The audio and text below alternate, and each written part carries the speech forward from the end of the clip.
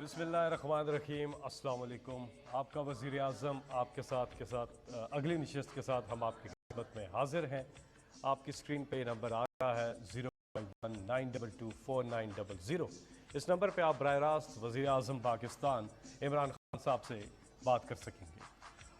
सबसे पहले अल्लाह ताला ने कुरान पाक में इरशाद फरमाया कि अल्लाह ताला और उसके फ़रिश्ते नबी अकरम सल्लल्लाहु अलैहि वसल्लम पर दरूद और सलाम भेजते हैं। इसलिए ए ईमान वालो तुम भी आप सल्लल्लाहु अलैहि वसल्लम पर दरूद भेजा करो।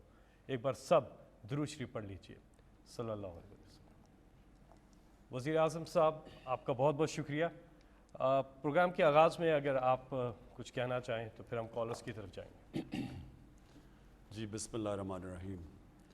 इय्याका नअबुदु व इय्याका नस्तईन। मैं सबसे पहले आज कोरोना के ऊपर बात करना चाहता हूँ।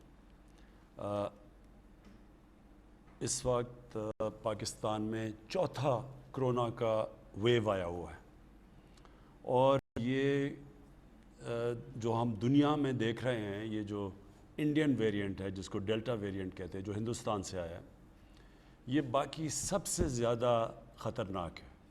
क्यों ख़तरनाक है? क्योंकि ये ज़्यादा तेज़ी से फैलता है। और इसलिए मैं ज़रा शुरू में 2-3 आपसे बातें कर दूँ। देखिए, अल्लाह ने अभी तक हमारे पे बहुत करम किया। हमने फ़ैसले सही किए, मुश्किल फ़ैसले किए, लेकिन टाइम पे फ़ैसले किए। उसकी वजह से हमने अपने लोगों को भी बचा लिया, अपनी माइशत को भी बचा लिया और फिर लोगों को कोरोना से भी बचा लिया। और हमारी मिसाल दी जाती है दुनिया में।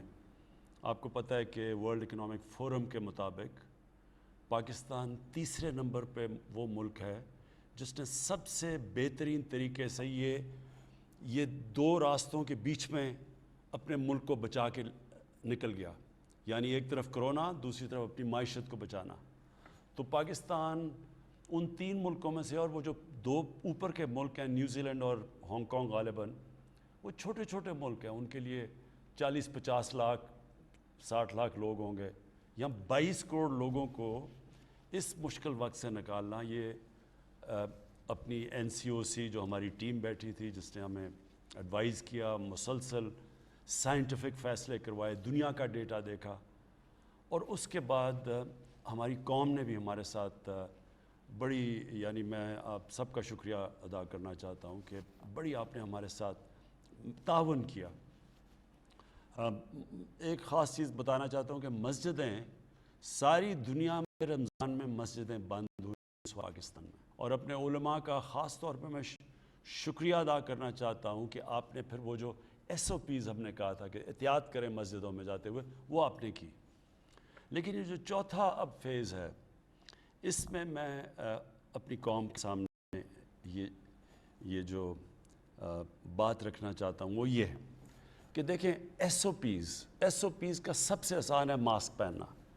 मास्क पहनने से सारी दुनिया का भी ये तजर्बा है कि 60-70% चांस कम हो जाती है फैलने के लिए। तो पहले तो मैं सबसे आपसे दरख्वास्त करूँगा कि मास्क, जिधर लोग ज़्यादा हैं मास्क पहने। बाहर फिर भी गुजारा हो जाता है अगर फासले पे लोग हों और खुला आसमान हो, लेकिन कमरों के अंदर जिधर भी लोग, ज़्यादा लोग एक कमरे में कम जगह पे हैं, उधर हमेशा मास्क पहने। हमारा थोड़ा सा मसला हुआ हमारी फेडरल गवर्नमेंट और सिंध गवर्नमेंट का। सिंध गवर्नमेंट की कोशिश थी कि लॉकडाउन कर दें, और मैं फॉलो कर रहा था। देखिए, मसला क्या है, लॉकडाउन बिल्कुल ठीक फ़ैसला है। अगर आप लॉकडाउन करेंगे तो उसका फैलाव कम हो जाएगा, क्योंकि अगर एक्टिविटी रुक जाएगी तो चांसेस हैं वो कम तेज़ी से फैलेगी।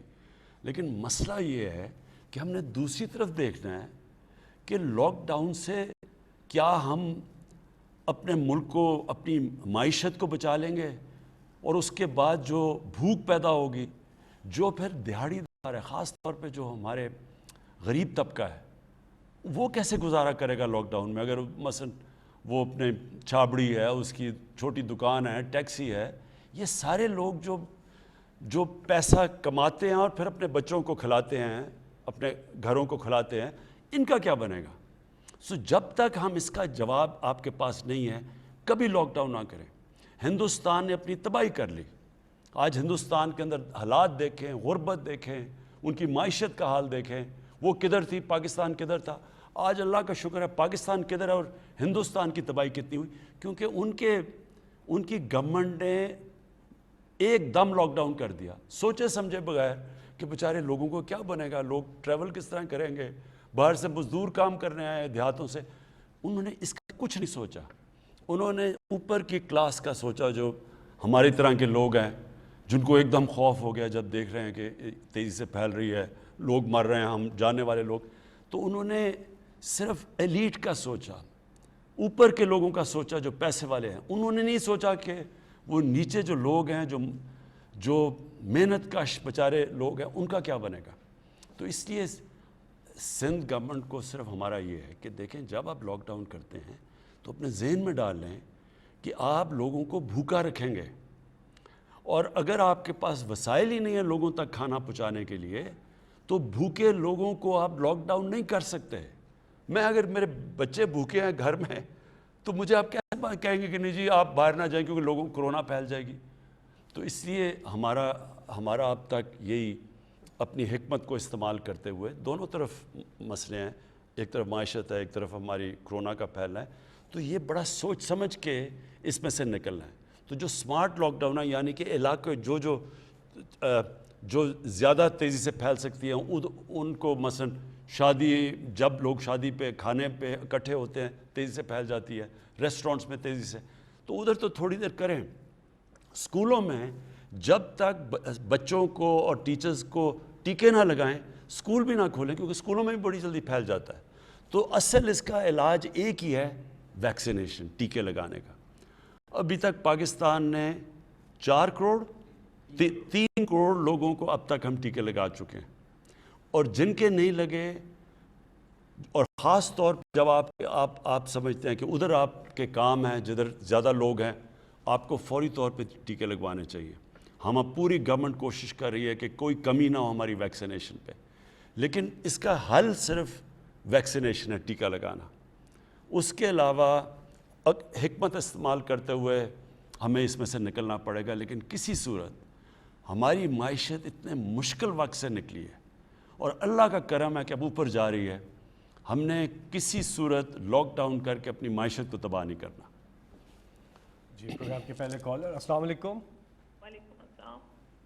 جی کون بات کریں گے، کہاں سے؟ جی میں اسلام آباد سے بات کر رہی ہوں، قمر جہاں. جی کیا بات کریں گے آپ وزیر اعظم صاحب سے؟ جی میں بات کرنا چاہ رہی ہوں کہ وزیر اعظم صاحب سے، میرے شوہر کالج سے وائس پرنسپل ریٹائر ہوئے ہیں اور وہ اب فالج کی بیماری سے مکمل بیڈ پر ہیں. میری 3 بیٹیاں ہیں جن کی شادیاں کرنی ہیں، بیٹا بھی نہیں ہے. میں کرائے کے مکان میں مشکل وقت میں گزارا کر رہی ہوں. اخراجات اور شوہر کی بیماری پر آنے والے اخراجات کی وجہ سے میں مقروض بھی ہو چکی ہوں. تو آج سے 10 سال پہلے ہم نے 60 لاکھ روپے مضاربہ کاروبار میں لگایا تھا. وہ بندہ پیسے لے کے بھاگ گیا، پھر نیب نے اس کو پکڑ لیا. 10 سال ہو گئے ہیں، کیس نیب میں ہی ہے. نیب نے ریکوری کے لیے ہمیں کہا تھا کہ ریکوری ہو رہی ہے، لیکن ہمیں تو کوئی ایسی اطلاع بھی نہیں ملی اور نہ ہی ہمیں کوئی پیسہ ملا ہے. تو اس طرح کرتے ہیں کہ اگر آپ ان کو کانٹیکٹ کر کے ان سے پوچھ لیں گے تو ہم پھر پوری کوشش کرتے ہیں کہ آپ کا جو کیس ہے اس کو ہم تیزی سے سولو کریں. جی اگلے کالر ہمارے ساتھ 92249000، یہ نمبر آپ کی اسکرین پہ بھی آ رہا ہے، آپ اس پہ کال کر سکتے ہیں. 10 لائنز ہیں اس نمبر پر اور ہماری کوشش ہوگی کہ زیادہ سے زیادہ کالرز کو ہم پروگرام کے اندر شامل کر سکیں. السلام علیکم. جی السلام علیکم. جی وعلیکم السلام. جی کون صاحب کہاں سے اور کیا بات کریں گے وزیر اعظم صاحب سے؟ میں سید بہادر علی سالک تمغہ امتیاز بول رہا ہوں. جی بی کے علاقہ گلشن کبیر سیاچن کے دامن سے بول رہا ہوں. جی میں بڑا خوش قسمت آدمی ہوں کہ اپنے ملک کے پہلے اب تک کے ایسے آؤٹ اسٹینڈنگ ویژنری شفاف بےلوث مخلص اور دلیر وزیر اعظم سے بات کرنے کا شرف حاصل کر رہا ہوں. میں سب سے پہلے وزیر اعظم صاحب کا شکریہ ادا کرتا ہوں جنہوں نے بڑی فراخ دلی کے ساتھ 270 ارب روپے کا خصوصی پیکیج دیا جی بی کو، جس میں ہمارے وزیر اعلیٰ کا بھی ہاتھ ہے، ان کی کوششیں ہیں. میں بلتستان کے حوالے سے، گلگت بلتستان کے حوالے سے 3 اہم مسائل کی طرف نشاندہی کرنا چاہتا ہوں. امید ہے کہ ہمارے وزیر اعظم ان پر خصوصی توجہ فرمائیں گے. پہلا مسئلہ یہ ہے کہ گلگت بلتستان بہت پسماندہ اور زور افتادہ علاقہ ہے، اور بھٹو مرحوم کی حکومت میں سبسڈی گندم پر دی گئی تھی. اس وقت کی آبادی اور آپ کی آبادی میں بڑا فرق ہے، آج دگنے سے بھی زیادہ بڑھ چکا ہے. اس میں خاطر خواہ اضافے کی ضرورت ہے. دوسرا مسئلہ یہ ہے کہ وزیر اعظم جناب عمران خان کے ویژن کے مطابق ان علاقوں میں سیاحت کی ترقی پر خصوصی توجہ دی جا رہی ہے. پہلی مرتبہ ملک کے تمام شہروں سے پروازیں آ رہی ہے، بیرونی پروازیں بھی شروع ہونے والی ہے، اور بائی روڈ بھی لوگ سیاح بہت سے ان علاقوں کی طرف آ رہے ہیں. لیکن سہولتوں کا فقدان ہے، افراتفری کا عالم میں پیٹرولیم کی شارٹیج ہے، اور بجلی اور نیٹ کا نظام صحیح نہیں ہے. تو ان چیزوں کو ریگولرائز کرنے کی ضرورت ہے. چھوٹی سی انتظامیہ اس پہ قابو پانا ان کے لیے بہت مشکل ہے. جی بہت بہت شکریہ. گزارش یہ ہے کالر سے کہ اپنی بات کو مختصر رکھیے تاکہ زیادہ سے زیادہ لوگوں کو موقع مل سکے کہ وزیر اعظم صاحب سے وہ بات کر سکیں. ہم اگلے کالر کی جانب جائیں گے. جی السلام علیکم.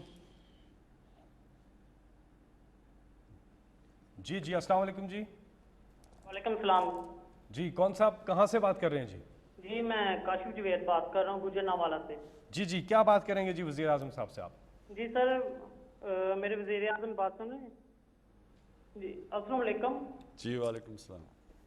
جی میں وسیم مذہب سے میرا تعلق ہے، اور ہر محکمے میں ہمارا 5% کوٹا آتا ہے، جو کہ ایک عرصہ دراز سے ہمیں نہیں دیا جا رہا. اور میری آپ سے درخواست ہے کہ آپ کے دورے حکومت سے ہمیں بہت سی امید ہے، اور ہم میرٹ کے باوجود بھی ہمیں یہ سیٹیں نہیں دیتے. پوری اقلیت کا یہی مسئلہ ہے. تو میری آپ سے درخواست ہے کہ آپ ہمارے جو حقوق ہے وہ ہمیں دیں. اور سٹیزن پورٹل کے علاوہ میں نے 30 سے زیادہ محکموں میں درخواست دی ہے، لیکن ہمیں انصاف نہیں ملا. تو مجھے آپ سے بہت امید ہے. اوکے یہ میں آپ کا نوٹ کر لوں. بالکل آپ ٹھیک کہتے ہیں کہ آپ کو اس کا کوٹا ملنا چاہیے. میں یہ اب ساروں کو ڈائریکشن دوں گا، کیونکہ اصل میں یہ صوبوں کے پاس ہے سب کچھ. سینٹر تو ہمارا فیڈرل گورنمنٹ تو چھوٹی سی ہے، اصل میں تو صوبوں کے پاس نوکریاں ہیں ساری. تو میں سارے صوبوں کو انسٹرکشنز دوں گا کہ جو آپ کا کوٹا ہے وہ ان کو آپ سب کو ملے. جی اگلے کالر ہمارے ساتھ. السلام علیکم. وعلیکم السلام. فیصل صاحب میں حبیب اکرم عرض کر رہا ہوں.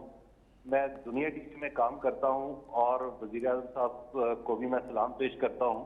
دراصل آج میں نے یہ کال اس لیے بلائی تھی کہ میں دیکھ سکوں کہ کیا واقعی لائیو کالرز ہیں، لائیو کالرز اس میں آ رہے ہیں، لائیو کالز آ رہی ہیں. کہیں فیصل جاوید صاحب کہیں آپ تو ادھر ادھر سے کالز نہیں کروا رہے، یا وزیر اعظم سے براہ راست ہی لوگ بات کر رہے ہیں. تو لہٰذا میں نے بھی سوچا کہ میں آج اپنی خبر لاؤں گا کہ اگر میری کال نہ ملی تو پھر میں پروگرام میں بیٹھ کے کہوں گا کہ جناب دیکھیے کالز تو ملتی نہیں ہیں، لیکن میری کال مل گئی اور میری خبر رہ گئی. مجھے اندازہ ہے وزیر اعظم صاحب یہ صحافیوں کا وقت نہیں ہے، جب بھی آپ سے ملاقات ہوتی ہے آپ سے سوالات بھی ہم کر لیتے ہیں، لیکن ایک شہری کے طور پہ میں لاہور کے ایک چھوٹے سے مسئلے کے بارے میں آپ کی توجہ چاہوں گا کہ شوکت خانم ہاسپٹل کو جو سڑک جاتی ہے اس کا ایک حصہ تو بالکل ایسا ہے کہ جہاں پہ جس پہ کوئی اشارہ نہیں ہے، لیکن ایک حصہ ہے جو تقریباً 3 کلومیٹر کا، اس کے اوپر 4 جگہ باٹل نیکس بنتے ہیں، اور وہاں پہ کسی پل کی ضرورت نہیں، کسی انڈر پاس کی ضرورت نہیں ہے. بڑے آرام سے یو ٹرنز کو بہتر مینج کر کے وہ حل کیا جا سکتا ہے وہ معاملہ. تو میرا خیال ہے کہ وزیر اعظم صاحب اگر آپ اس طرف توجہ کر دیں یا پنجاب حکومت کو انسٹرکشن دے دیں تو وہ ہو جائے گا. لیکن بہرحال وزیر اعظم صاحب مجھے یقین آ گیا کہ آپ براہ راست لوگوں سے بات کر رہے ہیں. جی حبیب میں آپ کو ایک چیز واضح کر دوں. دیکھیں کون سے سربراہ ملک کے آزاد میڈیا سے ڈرتے ہیں؟ وہ کون سے ایسے سربراہ ہوتے ہیں؟ یا انہوں نے قانون توڑنا ہوتا ہے، یا انہوں نے ملک کی جو رول آف لا ہوتا ہے، یعنی جو بجائے قانون کی بالادستی طاقت کی بالادستی کرنی ہوتی ہے، تو وہ ہمیشہ گھبراتے ہیں کیونکہ وہ ناجائز کام کر رہے ہوتے ہیں. اور یا پھر جو کرپٹ ہوتے ہیں. اب میں نے اگر چوری کی ہو، میں نے لنڈن میں میرے اپارٹمنٹس ہوں جو چوری سے میں نے بنایا، تو مجھے سارا وقت آزاد میڈیا سے ڈر لگے گا. میں آپ کو یہ واضح کر دوں کہ آزاد میڈیا جو آزادی رائے ہے یہ ایک ملک کے لیے ایک بہت بڑی نعمت ہے، کیونکہ یہ ہماری طرح کے لوگوں کو سارا وقت آگے کرتے ہیں۔ اب آپ نے بتایا نا یہ کہ جی وہاں 4 جگہ لوگ رکتے ہیں جوہر ٹاؤن جاتے ہوئے، وہ جو دوسری سڑک ہے، تو وہ یہی میڈیا کا کام ہوتا ہے، واچ ڈاگ ہوتا ہے میڈیا۔ مجھے صرف میڈیا سے اختلاف تب ہوتا ہے جب فیک نیوز بنائی جاتی ہے، پروپیگنڈا کیا جاتا ہے گورنمنٹ کو۔ مثلا یہ جو EU کی جو ڈس انفارمیشن لیب میں چیزیں سامنے آئی ہیں کہ ہندوستان نے فیک اکاؤنٹس بنائے ہوئے ہیں اور ان کو فیڈ کر رہے ہیں پاکستان سے صحافی، جو پاکستان فوج اور پاکستان کے پرائم منسٹر کے خلاف پروپیگنڈا کر رہے ہیں۔ میرا صرف ادھر مسئلہ ہوتا ہے۔ آپ جو صحیح صحافت ہے، میں پھر سے کہتا ہوں، جو تنقید ہوتی ہے وہ ملک کے لیے بہت بڑی نعمت ہے۔ جی آپ کی کالز کا سلسلہ جاری ہے۔ 05192249000 یہ نمبر ہے۔ ہم یہ سمجھتے ہیں کہ بہت مشکل سے کال ملتی ہے، کیونکہ پورے پاکستان سے طول و عرض سے لوگ کوشش کر رہے ہوتے ہیں، اوورسیز سے بھی لوگ کوشش کر رہے ہوتے ہیں۔ ہم نے لائنز بڑھا دی ہیں، یہ ایک نمبر جو ہے اس پہ 10 لائنز اب ہو گئی ہیں، لیکن بہرحال آپ کوشش جاری رکھیں، انشاءاللہ کامیابی ملے گی۔ اگلے کالر جی السلام علیکم۔ السلام علیکم جی کون صاحب کہاں سے بات کر رہے ہیں؟ میں محمد جہانگیر بول رہا ہوں دبئی سے۔ جی جی کیا بات کریں گے وزیر اعظم صاحب سے آپ؟ السلام علیکم سر۔ جی وعلیکم السلام۔ میں محمد جہانگیر بول غلام دین دبئی سے بول رہا ہوں سر۔ میں فارورڈ کوٹے کا رہنے والا ہوں۔ جی جی ہلو جی جی آ رہی ہے آواز؟ میں فارورڈ کوٹے کا رہنے والا ہوں سر۔ ٹھیک ہے سر میرے ساتھ تھوڑا مطلب آ رہا ہے کہ میں ریٹائر فوجی ہوں۔ جی جی ہلو جی جی آپ میں ریٹائر آرمی ریٹائر ہوں۔ میں ادھر دبئی میں آ کے تھوڑا جاب لیا اور میری پینشن بند ہو گئی ہے۔ پہلے 30 مہینے بند کی رہی ہے اور میں چھٹی کیا، جانے کے بعد وہ بحال کی انہوں نے، میرے کافی سارے پیسے لگے اس کے اوپر۔ تو میری آپ سے گزارش ہے کہ وہ ہم سے NOC مانگ رہے ہیں، تو NOC ہمارے پاس تو نہیں، ہم سفارتخانے سے کاغذات کے بھیجتے ہیں لیکن وہ ریجیکٹ کر دیتے ہیں۔ اچھا آپ جب آپ کو کوئی کال کرے گا آپ اپنی پوری تفصیل دیں اور انشاءاللہ ہم آپ کی پینشن بحال کریں گے۔ جی ہمارے ساتھ اگلے کالر جی السلام علیکم۔ جی السلام علیکم جی۔ السلام علیکم سر۔ وعلیکم السلام جی کون صاحب بات کر رہے ہیں؟ سبیدار حمید اللہ بول رہا ہوں کوہاٹ سے۔ جی جی کیا سوال ہے جی آپ کا؟ سر میرا یہ ہے کہ میں فوجی ہوں، میں نے 34 سال آرمی میں نوکری کی ہے، تو 71 وار میں بھی حصہ لیا ہے۔ جب میں 34 سال کے بعد آیا تو میرا بڑا بھائی ہے، اس نے ہمارے سارے بھائی زمینوں پہ قبضہ کیا ہے اور ابھی تک جو ہے نا اس نے اپنے پاس زمینیں رکھی ہیں، مجھے اپنا حصہ نہیں دے رہے۔ تو اس کے اوپر کوئی عدالت میں گئے ہیں، کوئی آپ کے پاس کوئی قانونی کارروائی کی ہے؟ سر 97 سے میں عدالت میں کر رہا ہوں۔ 97 سے عدالت؟ ہاں 97 سے کہہ رہے ہیں عدالت میں گیا ہوں۔ تو اس کی آپ کی ہم اس طرح کریں گے کہ آپ کی تفصیل لے لیں گے اور یہاں سے کوشش کریں گے کہ آپ کا کیس آگے بڑھے۔ جی کنٹرول روم میں آپ کا نمبر ہے، تو آپ سے وزیر اعظم آفس کی جو ٹیم ہے وہ رابطہ کرے گی۔ جی آپ ہم سے رابطہ کر رہے ہیں 05192249000 اس نمبر پہ، ساتھ ہی میں سوشل میڈیا پر بھی آپ اپنے سوالات پوسٹ کر رہے ہیں۔ اور انشاءاللہ اپنی جو اگلی ہماری یہ آپ کا وزیر اعظم پروگرام ہوگا اس میں پھر ہم بتائیں گے آپ کو کہ کیا مسئلے آئیں، جو آپ چیزیں بتا رہے ہیں یہ ہم اگلے پروگرام پہ آپ کو بتائیں گے کتنے حل ہوئے اور اگر حل نہیں ہوئے تو اس کا مسئلہ کیا ہے۔ جی اس کے ساتھ ایک اور نمبر بھی آپ نوٹ فرما لیجئے، وہ ہے سٹیزن پورٹل کا۔ سٹیزن پورٹل پہ ایک تو ایپ ہے، وہ آپ اپنے موبائل فون پر ڈاؤن لوڈ کر سکتے ہیں، دوسرا ایک ٹیلی فون نمبر بھی ہے جس پہ آپ رابطہ کر کے اپنی شکایت وہاں پر بھی درج کروا سکتے ہیں، اور وہ نمبر ہے 05190000111 90000111 یہ نمبر ہے۔ جی اگلے کالر السلام علیکم۔ جی وعلیکم السلام سر۔ جی جی کون صاحب کہاں سے بات کر رہے ہیں؟ وزیر اعظم صاحب سے بات کیجیے گا۔ جی سر محمد بخش راجن پور سے بات کر رہا ہوں. خان صاحب خیریت سے ہیں؟ ٹھیک ہیں سر؟ جی مہربانی، شکریہ. خان صاحب میری عرض ہے کہ میں وفاق کی زمین کاشت کرتا ہوں، ایک عام کاشتکار اور ان پڑھ انسان ہوں. میں نے ٹھیکے پہ لی ہوئی ہے، ہر سال میں اس کے پیسے بھی ادا کرتا ہوں، سارا کچھ. حکومت کی 19 اور 20 میں ایک پالیسی بنائی گئی تھی، ہماری فصلوں کا نقصان ہوا تھا، اس میں امداد دی گئی تھی، مجھے شامل نہیں کیا گیا، جبکہ میں کما کے خود حکومت کو دیتا ہوں. اور دوسری بات یہ ہے خان صاحب کہ پنجاب گورنمنٹ جو سبسڈی دے رہی ہے وہ اثر رسوخ والے لوگوں کو مل رہی ہے ملی بھگت کے ساتھ. میں نے سیکٹری لاہور تک اپنے زور لگائے ہیں، درخواستیں دی ہیں، فون بھی کیا ہے، کسی نے نہیں سنی. ہم کاشتکار ہیں، ہم 1 من بیچنے جاتے ہیں تو ہم سے 1 کلو اضافی لیا جاتا ہے. آن لائن پیمنٹ کی حکومت کوئی ٹیکس نہیں لیتی. کاشتکاروں کو جب کہ 600 روپے 1 لاکھ کے پیچھے ان کی آن لائن پیمنٹ آتی ہے، ٹیکس بھی لے لیتے ہیں.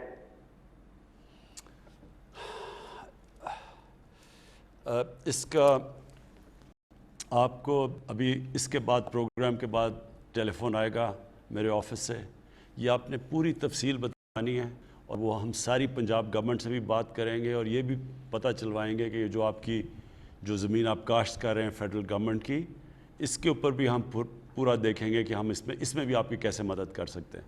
جی وزیر اعظم صاحب، ایک سوال سوشل میڈیا پر آیا ہے کہ احساس پروگرام کا دائرہ کار جو ہے اس کو کب تک وسیع کیا جائے گا؟ دیکھیں احساس پروگرام کے تو کافی اس وقت قرضے بھی دیے جا رہے ہیں، دیہات کے اندر خواتین کو مویشی اور چیزیں دی جا رہی ہیں تاکہ وہ اپنی آمدنی بڑھا سکیں. لیکن جو ایک سب سے بڑا ہمارا پروگرام ہے وہ ہمارے جو ڈیٹا سارے پاکستان کا اب ہمیں مل گیا. یہ بہت بڑی بات ہے کہ سارے پاکستان کا اب ہمیں پتہ چل گیا ہے کہ کتنے گھرانے ہیں اس ملک میں جن کی کتنی آمدنی ہے، پھر اس سے اوپر کتنے گھرانے ہیں، پھر اس سے اوپر. اب ہمارے پاس ڈیٹا ایسا آ گیا ہے کہ ہمیں اب ڈائریکٹ لوگوں کو یعنی ہمیں پتہ چل جائے گا مثلا اگر آٹے کی قیمت اوپر جاتی ہے تو کون سے گھرانے ہوں گے جو زیادہ متاثر ہوں گے، جن کی آمدنی کا زیادہ تر حصہ چلا جاتا ہے کھانا پینے کی چیزوں کے اوپر، تو ان کو پھر ہم نے ڈائریکٹ سبسڈائز کریں گے. اور یہ دسمبر سے شروع ہو جائے گا. یہ پہلی دفعہ پاکستان میں ہوگا کہ ہم 40% جو نچلا طبقہ ہے ہمارا اس کو ڈائریکٹ ہم ان کو سبسڈائز کریں گے. یعنی کھانے پینے کی چیزوں پہ مہنگائی سے بچانے کے لیے ان کے پاس ڈائریکٹ سبسڈی جائے گی. یہ ہمارا سب سے بڑا پروگرام ہے اور انشاءاللہ دسمبر میں شروع ہو جائے گا.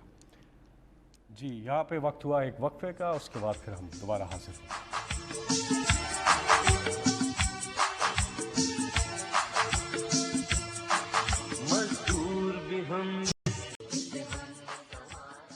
وزیر اعظم آپ کے ساتھ بریک کے بعد ایک بار پھر آپ کو خوش آمدید کہتے ہیں. وزیر اعظم صاحب، سوشل میڈیا پہ ایک سوال آیا ہے کہ طلحہ طالب نے اولمپکس میں بغیر حکومت کے سپورٹ کے ویٹ لفٹنگ میں ملک کا نام روشن کیا اور صرف چند کلو گرام سے تگمے سے وہ محروم رہے. وزیر اعظم صاحب، 22 کروڑ کے ملک میں سپورٹس کا اتنا برا حال ہے. آپ ہمیشہ سے بات کرتے رہے ہیں ٹیلنٹ کی، لیکن یہاں پر سپورٹس کا زوال کیوں؟ دیکھیں میں اس میں ضرور کہوں گا کہ مجھے جو ٹائم دینا چاہیے تھا سپورٹس کو وہ میں نہیں دے سکا، کیونکہ سپورٹس تو میں جانتا ہوں باقی چیزوں سے تو زیادہ میری اگر ٹرپل PhD ہے وہ سپورٹس کے اندر ہے. لیکن اتنے زیادہ اور ہمارے مسئلے مسائل شروع سے پہلے دن سے پڑ گئے کہ اور خاص طور پہ معیشت کا جو حالات ہے اور جو پھر اس کی وجہ سے جو لوگوں کو تکلیف تھی، مہنگائی تھی، تو اس ساری چیزوں کے اوپر اتنی زیادہ توجہ چلی گئی کہ جو سپورٹس کے اوپر مجھے ٹائم دینا چاہیے تھا وہ میں نہیں دے سکا. دیکھیں میں نے پاکستان کی سپورٹس کو دیکھا ہم جب چھوٹے تھے، جیسے ہاکی میں پاکستان کدھر تھا، پھر کرکٹ میں تو ہمارے دور میں دیکھتے دیکھتے پاکستان نیچے سے آ کے ورلڈ کپ جیت گیا اور دنیا کی ٹاپ ٹیم بن گئی. اور اسکواش کے اندر ہمارے پاس 2 جائنٹس تھے، جان شیر اور جہانگیر خان، جنہوں نے 10 سال دنیا کی اسکواش کو ڈومینیٹ کیا. تو ہم نے وہ دور دیکھا ہوا ہے اور پھر ڈکلائن دیکھی اس کی. اور بدقسمتی سے جو ہم نیچے آئے ہیں نا پاکستان میں، یہ جو 2 خاندانوں نے اس ملک کو تباہی کی ہے. ایک تو پیسہ لوٹنا ہے نا، ایک ادارے تباہ کیے. پیسے لوٹنے کے لیے آپ کو اداروں کو کمزور کرنا پڑتا ہے. مثلا اگر آپ کے ادارے ٹھیک ہو، میں پیسہ کیسے بناؤں گا؟ میں ایف بی آر کو اپنا آدمی بٹھاؤں گا, میں اگر نیشنلائز بینکس کو لوٹنا تو ادھر اپنے پریزیڈنٹس بٹھاؤں گا, ان کے ذریعے لونز لوں گا, معاف کرواؤں گا. تو سارے آہستہ آہستہ جو ادارے نیب, اب نیب کب سے فنکشن کر رہی ہے؟ پہلی دفعہ ہے کہ بڑے بڑے ناموں کو نیب نے پکڑا. پہلے تو چھوٹے چھوٹے لوگوں کو پکڑتی تھی, تو نیب کے ہوتے ہوئے کرپشن بڑھتی جا رہی تھی. اب شور جو مچا ہوا ہے وہی قانون ہے, وہی نیب ہے, وہی 20 سال سے قانون ہے. وہ تب تو 10 سالوں میں جب یہ تھے تو اصول نہیں بدلا, کیونکہ انہوں نے اپنے آدمی بٹھا کے تو نیب کو بالکل اپنے فائدے کے لیے کیا ہوا تھا. بے شرمی سے اور بے دردی سے ملک کو لوٹا, کیونکہ پتہ تھا نیب میں اپنا آدمی بٹھایا ہوا ہے. اب اسی نیب کے ہوتے ہوئے ان کی چیخیں نکل گئی ہیں سب کی. سو اسی طرح جس طرح نیب کا ادارہ تباہ کیا, اسی طرح سارے ادارے تباہ ہوئے. سپورٹس کے اداروں کے اوپر اپنے لوگ بٹھا دیے, سفارشی بٹھا دیے. وہ سپورٹس دیکھتے دیکھتے ہماری آنکھوں کے سامنے کدھر سے کدھر پہنچ گئی. دیکھیں سپورٹس ایک ایسی چیز ہے, یہ سمجھنے کی بات ہے کہ ہمارا دنیا سے مقابلہ ہو رہا تھا, ہم دنیا سے مقابلہ کر رہے ہوتے. اب دنیا کے اندر جدھر ان کے ادارے اچھے ہوتے ہیں وہ مسلسل اپنی سپورٹس کو اور کمپیٹیٹو کرتے جا رہے ہوتے ہیں, وہ نئی ٹیکنیک سوچ رہے ہوتے ہیں, وہ اپنے میرٹ کو اوپر لانے کے بہتر طریقے سوچ رہے ہوتے ہیں, وہ اپنی جو لیٹسٹ ٹریننگ ٹیکنیکس ہیں وہ لے کے آ رہے ہوتے ہیں, کیونکہ وہاں پروفیشنلز بیٹھے ہوتے ہیں اداروں کے اوپر. ہمارا مسئلہ کیا ہے کہ ہم وہ جہانگیر خان اور جانشیر خان 10-10 سال اسکواش کے ورلڈ چیمپئن بن گئے. کسی نے یہی نہیں سوچا کہ اسکواش کو ایک ادارہ بنایا جائے پاکستان میں, جدھر سارے ملک سے کمپٹیشن کریں اور ٹیلنٹ ان دو کے سر کے اوپر ہم نے سمجھا کہ جناب ہماری اسکواش بہت اچھی ہے. جیسے ہی وہ دو گئے پاکستان نیچے جانا شروع ہو. ہاکی کا بھی وہی تھا, ہمارے پاس گریٹ پلیئرز تھے تب تک, یہ گراس کے اوپر ہاکی ہوتی تھی, ہماری ٹیلنٹ بہترین تھا, ہم سب سے بہتر ٹیلنٹڈ تھے. لیکن جیسے جیسے وہ ایسٹرو ٹرف کے اوپر آئے اور گیم چینج ہوئی, ہم ساتھ چینج نہیں ہوئے اور ہمارے پاس وہ پروفیشنلزم نہیں تھی. آج یہ بھی دن دیکھنا ہے کہ پاکستان کی ہاکی کوالیفائی نہ کرے اولمپکس کے لیے. سو اس کا طریقہ یہ ہے کہ ہم نے سپورٹس کو ایک ادارہ بنانا ہے, اس پہ پروفیشنز لے کے آنے ہیں, اور وہ اب میں شروع کر رہا ہوں. اس کے بعد یہ اس آخری 2 سالوں میں اب پورا زور لگانے لگا ہوں سپورٹس کے اوپر بھی. سارے یہ جو ہاکی فیڈریشن ہے اس کے اوپر پورا ان کے حالات دیکھنے لگا ہوں. کرکٹ کا میں دیکھ ہی رہا ہوں, لیکن اتنا میں نے اب اس پہ بھی زور نہیں دیا, کرکٹ کے اوپر بھی زور لگانے لگا ہوں. لیکن آخر میں بات یہ, ایک نیوزی لینڈ ہے, میں آپ کو اب مثال دے رہا ہوں, 40 یا 50 لاکھ آبادی ہے. انہوں نے کرکٹ کا جو ٹیسٹ کرکٹ کا ورلڈ کپ ہے, ایک ورلڈ کپ ہے ون ڈے کرکٹ کا, ایک ٹیسٹ کرکٹ کا, 40 یا 50 لاکھ کی آبادی نے ہندوستان جس کی 1 ارب 300 کروڑ آبادی ہے, ان کو انہوں نے ورلڈ ٹیسٹ کرکٹ کی چیمپئن شپ ہرا دی, اور انہوں نے ورلڈ کپ کے بھی فائنل میں پہنچ گئے. تو کیا وجہ ہے؟ کیونکہ ان کا سسٹم بہت بہتر ہے. نیوزی لینڈ کے اندر زیادہ کرکٹ گراؤنڈز ہیں سارے پاکستان سے, تو ہماری اگر 22 کروڑ آبادی بھی ہے, وہ آبادی نے کہیں کھیلنا تو ہے. تو اب پہلے تو میں کرکٹ گراؤنڈ سب کو کہا ہوا ہے کہ یونین کاؤنسل تک اب گراؤنڈز بنائیں. پہلے ہم نے تحصیل لیول پہ کہا تھا, اب نیچے تک گراؤنڈز, تاکہ ہمارے بچوں کو گراؤنڈیں تو ملے کھیلنے کے لیے, تب ہم مقابلہ کریں. اگر ٹیلنٹ کا کیا فائدہ اگر ٹیلنٹ کے لیے گراؤنڈ ہی نہیں ہے. سو پہلے اب ہم آہستہ آہستہ سارا سسٹم ٹھیک کریں گے. دیکھیں سسٹم تباہ کرنے میں زیادہ دیر نہیں لگتی, اس کو ٹھیک کرنے میں ٹائم لگتا ہے. لیکن میں یہ آپ کو بتا دوں کہ اب میں پورا اپنی سپورٹس کے اوپر توجہ دوں گا. جی آپ کی کالز کا سلسلہ جاری ہے. 051-922-4900 یہ نمبر ہے جس پہ آپ وزیر اعظم پاکستان سے بات کر سکتے ہیں. ہم اگلے کالر کی جانب جائیں گے, لیکن گزارش یہ ہے کہ اپنی بات کو مختصر رکھیے گا اور جو بھی آپ کا سوال ہو وہ فوراً کر لیجئے, تاکہ زیادہ سے زیادہ ہم کالرز کو پروگرام میں شامل کر سکیں. جی السلام علیکم. وعلیکم السلام. جی کون؟ میں دیبا بات کر رہی ہوں اسلام آباد سے. جی نور مقدم کیس کی آگاہی ہے آپ کو, آپ کی گورنمنٹ اس کو فالو بھی کر رہی ہے. کافی حد تک ایویڈنس مل چکے ہیں کہ آپ ایسے اقدامات یقینی بنائیں گے تاکہ مستقبل میں ایسے واقعات سے بچا جا سکے. راولپنڈی اور اسلام آباد میں چوری ڈکیتی عام ہو چکی ہے. اگر کیپٹل کی یہ سچویشن ہے تو باقی شہروں کے کیا حالات ہوں گے, آپ رائے دیں گے؟ مجھے سمجھ نہیں کیا نور مقدم کیس کے حوالے سے. اچھا. دیکھیں یہ جو نور کا کیس ہے یہ میں خود پہلے دن سے فالو کر رہا ہوں.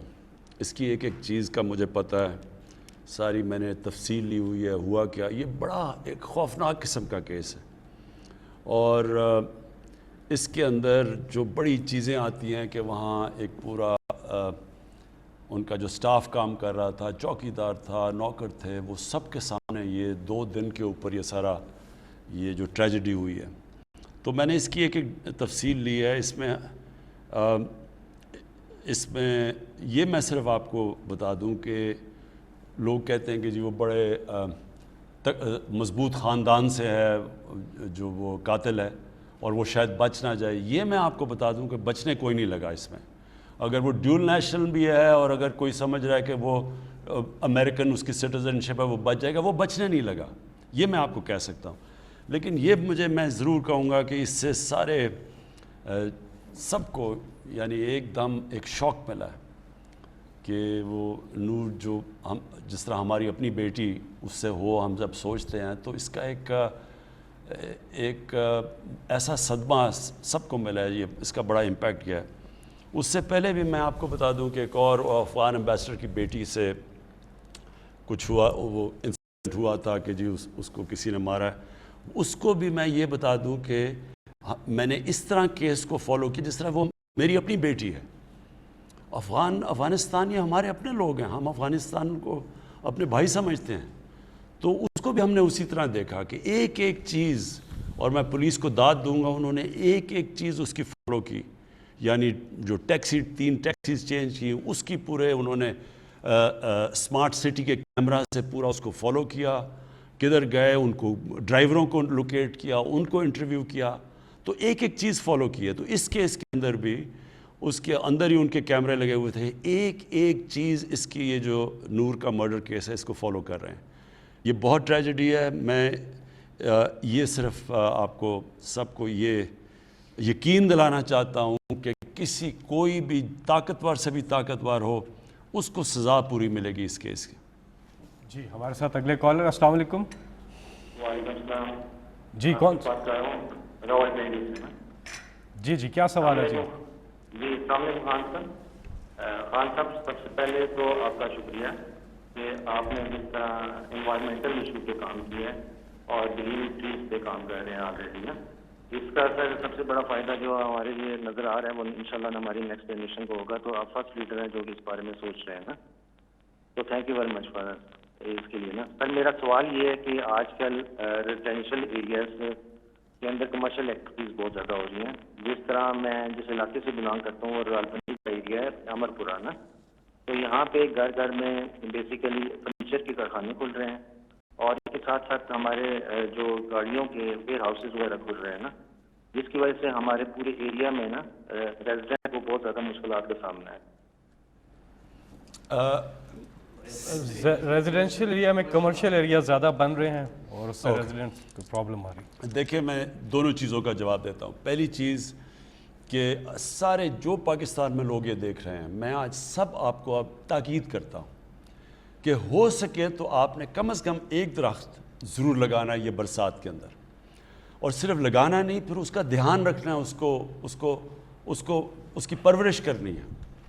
یہ میں اس لیے کہہ رہا ہوں کہ ہمارا بدقسمتی سے ملک میں جس بے دردی سے ہم نے اپنے ملک میں اپنے جنگلات تباہ کیے ہیں, ہم نے درخت کاٹے ہیں, ہم نے کوئی سوچا نہیں اپنے آنے والی نسلوں کے لیے. یہ شاید ہی کوئی ملک اپنے اوپر جس کو اللہ نے اتنی نعمتیں دی ہوں, جس ملک کو اللہ نے یعنی جو اس ملک کو نعمتیں دی ہیں, شاید میرے خیال میں کسی ملک کو ہوں کہ ہمارے پاس 12 موسم ہیں, 12 کلائمیٹک زونز ہیں. ہم جو اوپر سے جب K2 سے جب ہم جاتے ہیں سمندر تک تو ہر جگہ مختلف کلائمیٹس ہیں. اس میں ہم کچھ بھی اگا سکتے ہیں, ہم اپنے جنگلات بہتر کر سکتے تھے, ہم پانی کا بہتر استعمال کر سکتے تھے, ہم اپنے دریاؤں کو ان کا دھیان رکھ سکتے تھے, ہم اپنے شہروں کا. تو ہم نے یہ کچھ نہیں کیا کیونکہ لانگ ٹرم پلاننگ نہیں کسی کی. لوگ آتے ہیں, 5 سال کا الیکشن ہوا ہے, اچھا جی میں کیا الیکشن کے اندر میں کوئی اورنج ٹرین دکھا دوں, میں کوئی میٹرو دکھا دوں اور 5 سال میں کمپلیٹ کر کے اس کے اوپر کروڑوں روپیہ خرچ کر کے کہ جی دیکھیں کتنا بڑا کارنامہ کیا. یہ کوئی کارنامہ نہیں ہے. آپ پیسے دیں آپ میٹرو لگا لیں, آپ پیسے دیں آپ ٹرین بنا. اصل کارنامہ ہے اپنے آنے والی نسلوں کی ابھی سے پرواہ کریں ہم, کہ ہمارے یہ جو بچے بڑے ہوں گے تو کیا ان کو پولوشن کس طرح کے شہر ملیں گے, کیا وہاں پانی ٹھیک ہوگا, شہروں میں پانی ملے گا, گندگی کدھر جائے گی. گندگی دریاؤں میں تو نہیں ہم پھینک رہے, ہم اپنا انڈر واٹر جو زمین کے نیچے پانی ہے اس کے اندر تو زہر نہیں ڈال رہے. تو یہ جب تک یہ صرف وہ سوچتے ہیں جو آگے کا سوچتے ہیں, جن کی لمبی آگے کہ وہ اپنا نہیں سوچتے, اپنے بچوں کا سوچتے ہیں.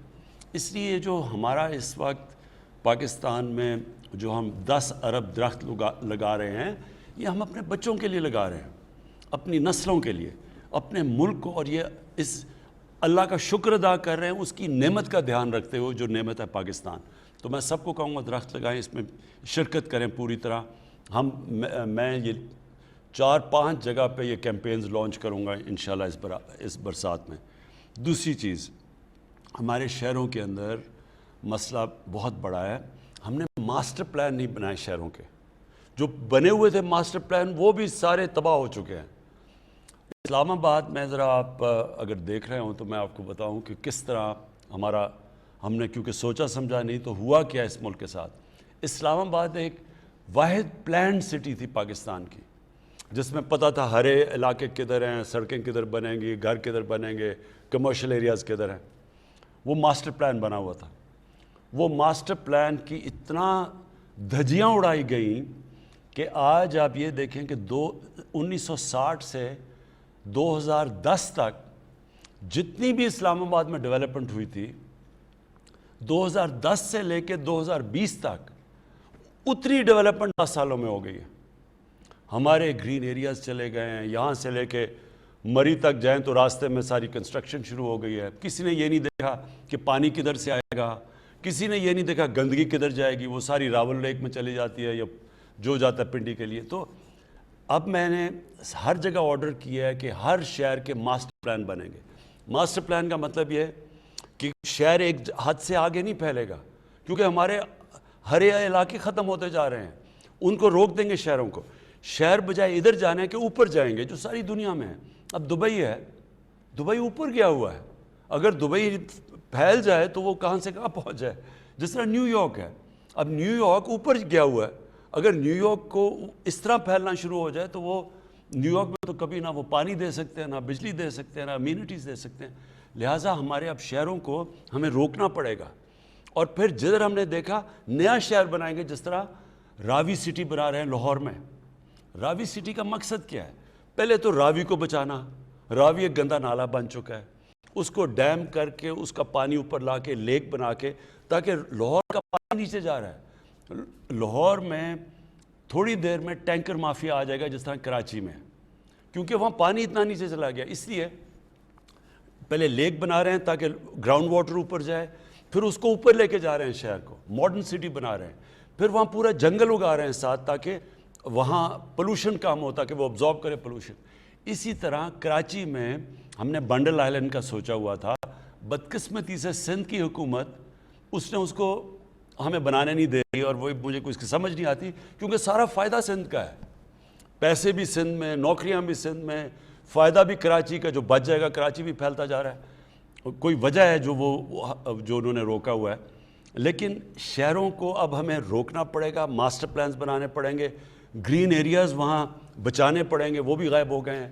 اور پھر ویسٹ ڈسپوزل, یعنی گندگی کدھر جائے گی, اس کی پھر ٹریٹمنٹ پلانٹس, جو کہ اب لاہور میں 3 ٹریٹمنٹ پلانٹ بنائیں گے, اور وہ ٹریٹ کر کے پانی راوی میں ڈالیں گے. راوی بھی بہتر ہو جائے گا, اور پھر جو گراؤنڈ واٹر ہے وہ بھی بچ جائے گا.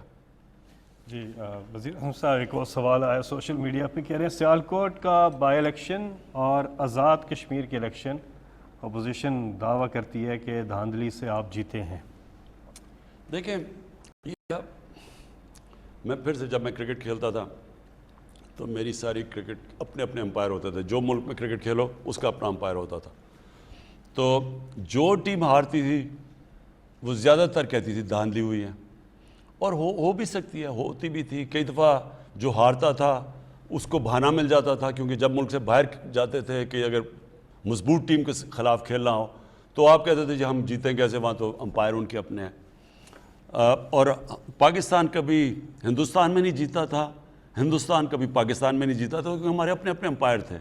اور مجھے اس چیز کا بڑا فخر ہے کہ میں واحد وہ کیپٹن ہوں جو ٹیم لے کے گیا ہندوستان، اور ان کے امپائروں کے باوجود ہم جیت کے آئے، تو وہ کبھی ان دنوں میں ناممکن ہوتا تھا۔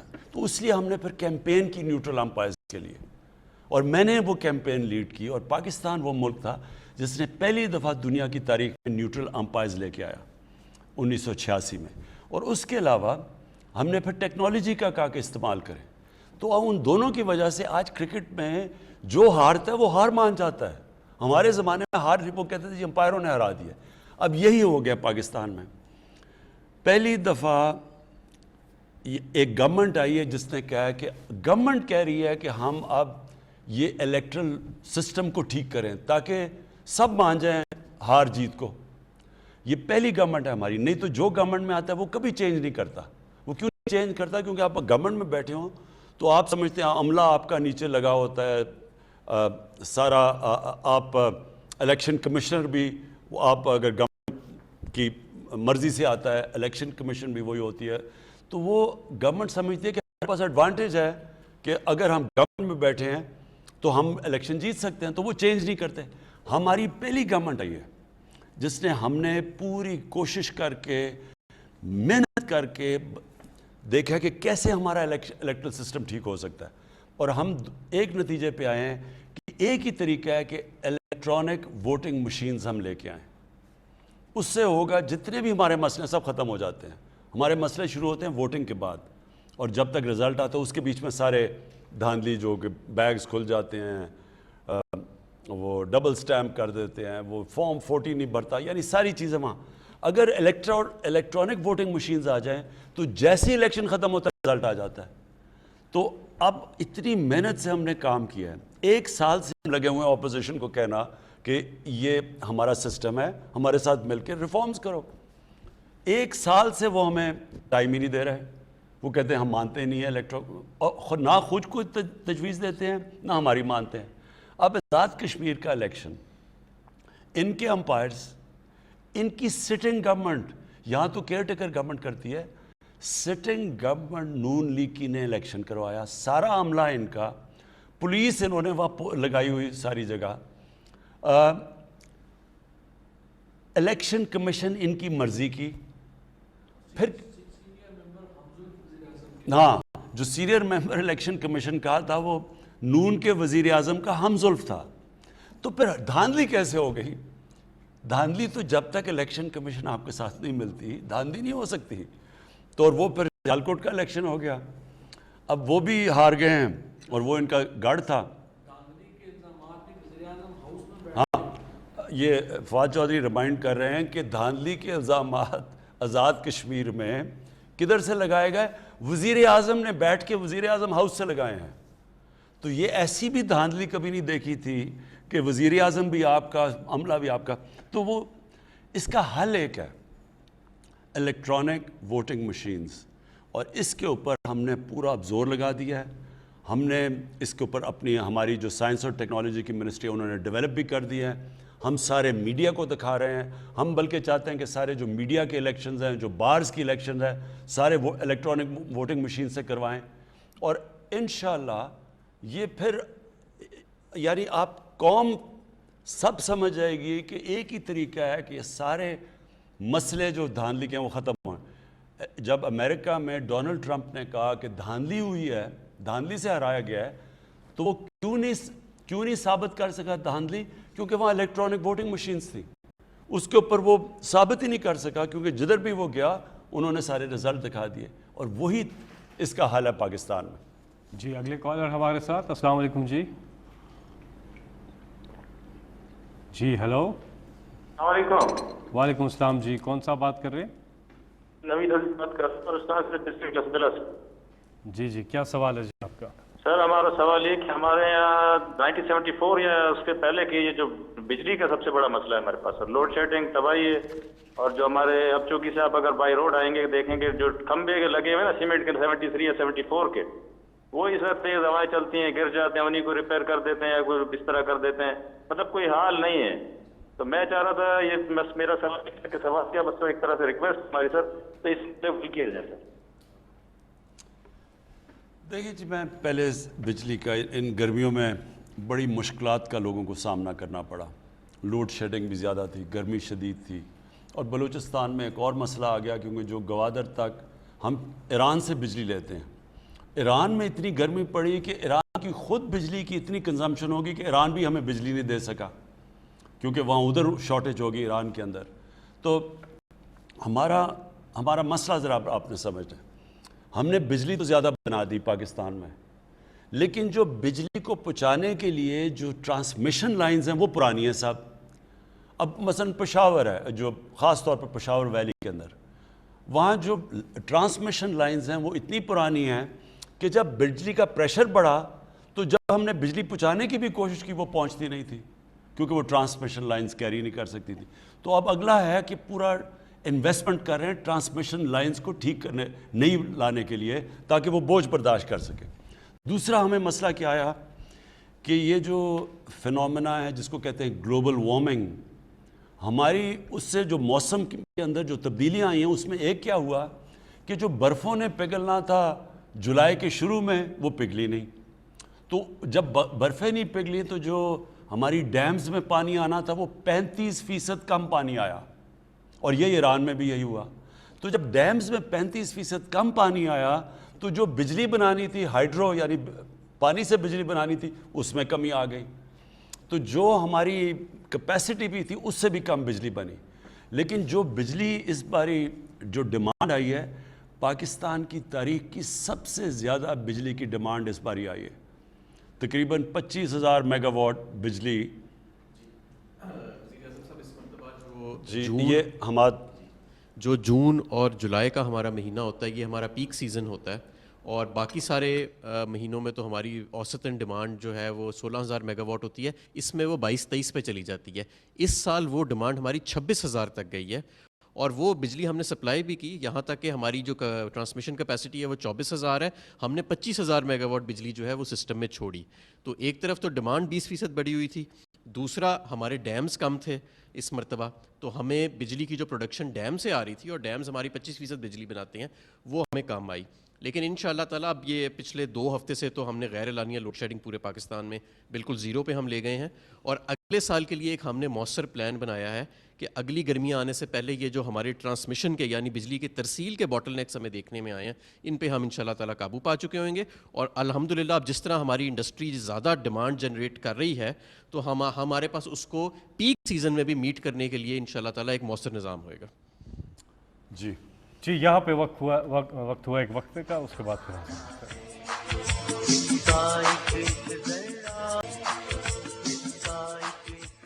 آپ کا وزیر اعظم آپ کے ساتھ اس پروگرام میں. آپ کی کالز کا سلسلہ جو ہے وہ جاری ہے. نمبر آپ کی اسکرین پر بھی آ رہا ہے 0519224900. ہمارے ساتھ اگلے کالر. السلام علیکم جی. وعلیکم السلام جی, کون سا بات کر رہے ہیں, کہاں سے؟ عارف محمود بٹ گجرانوالا سے. جی عارف صاحب, کیا سوال ہے جی؟ میرا سوال ہے کہ میں گجرانوالا میں 32 سال سے کرپشن کے خلاف جہاد کر رہا ہوں. خان صاحب کے ساتھ میں 22 سال سے اٹیچ ہوں جی. اور گجرانوالا کارپوریشن میں 2 سال جب سے یہ دوبارہ کارپوریشن بحال ہوئی تھی 2017 میں, جو میئر شپ آئے تھے انہوں نے جو کرپشن کی ہے, مجھے انہوں نے پہلے اپنی سیٹ سے اتار دیا. جب آپ کی دور واپس آیا, وہ چیئرمین واپس گیا تو مجھے لگایا گیا اور وہ کہا گیا کہ آپ نے کرپشن پکڑنی ہے. میں نے کروڑوں روپے کی کرپشن پکڑی ہے کارپوریشن میں, جس کی مجھے صلہ یہ دیا گیا کہ مجھے پہلے کہا گیا کہ آپ یہ باز آ جائیں اس کام سے.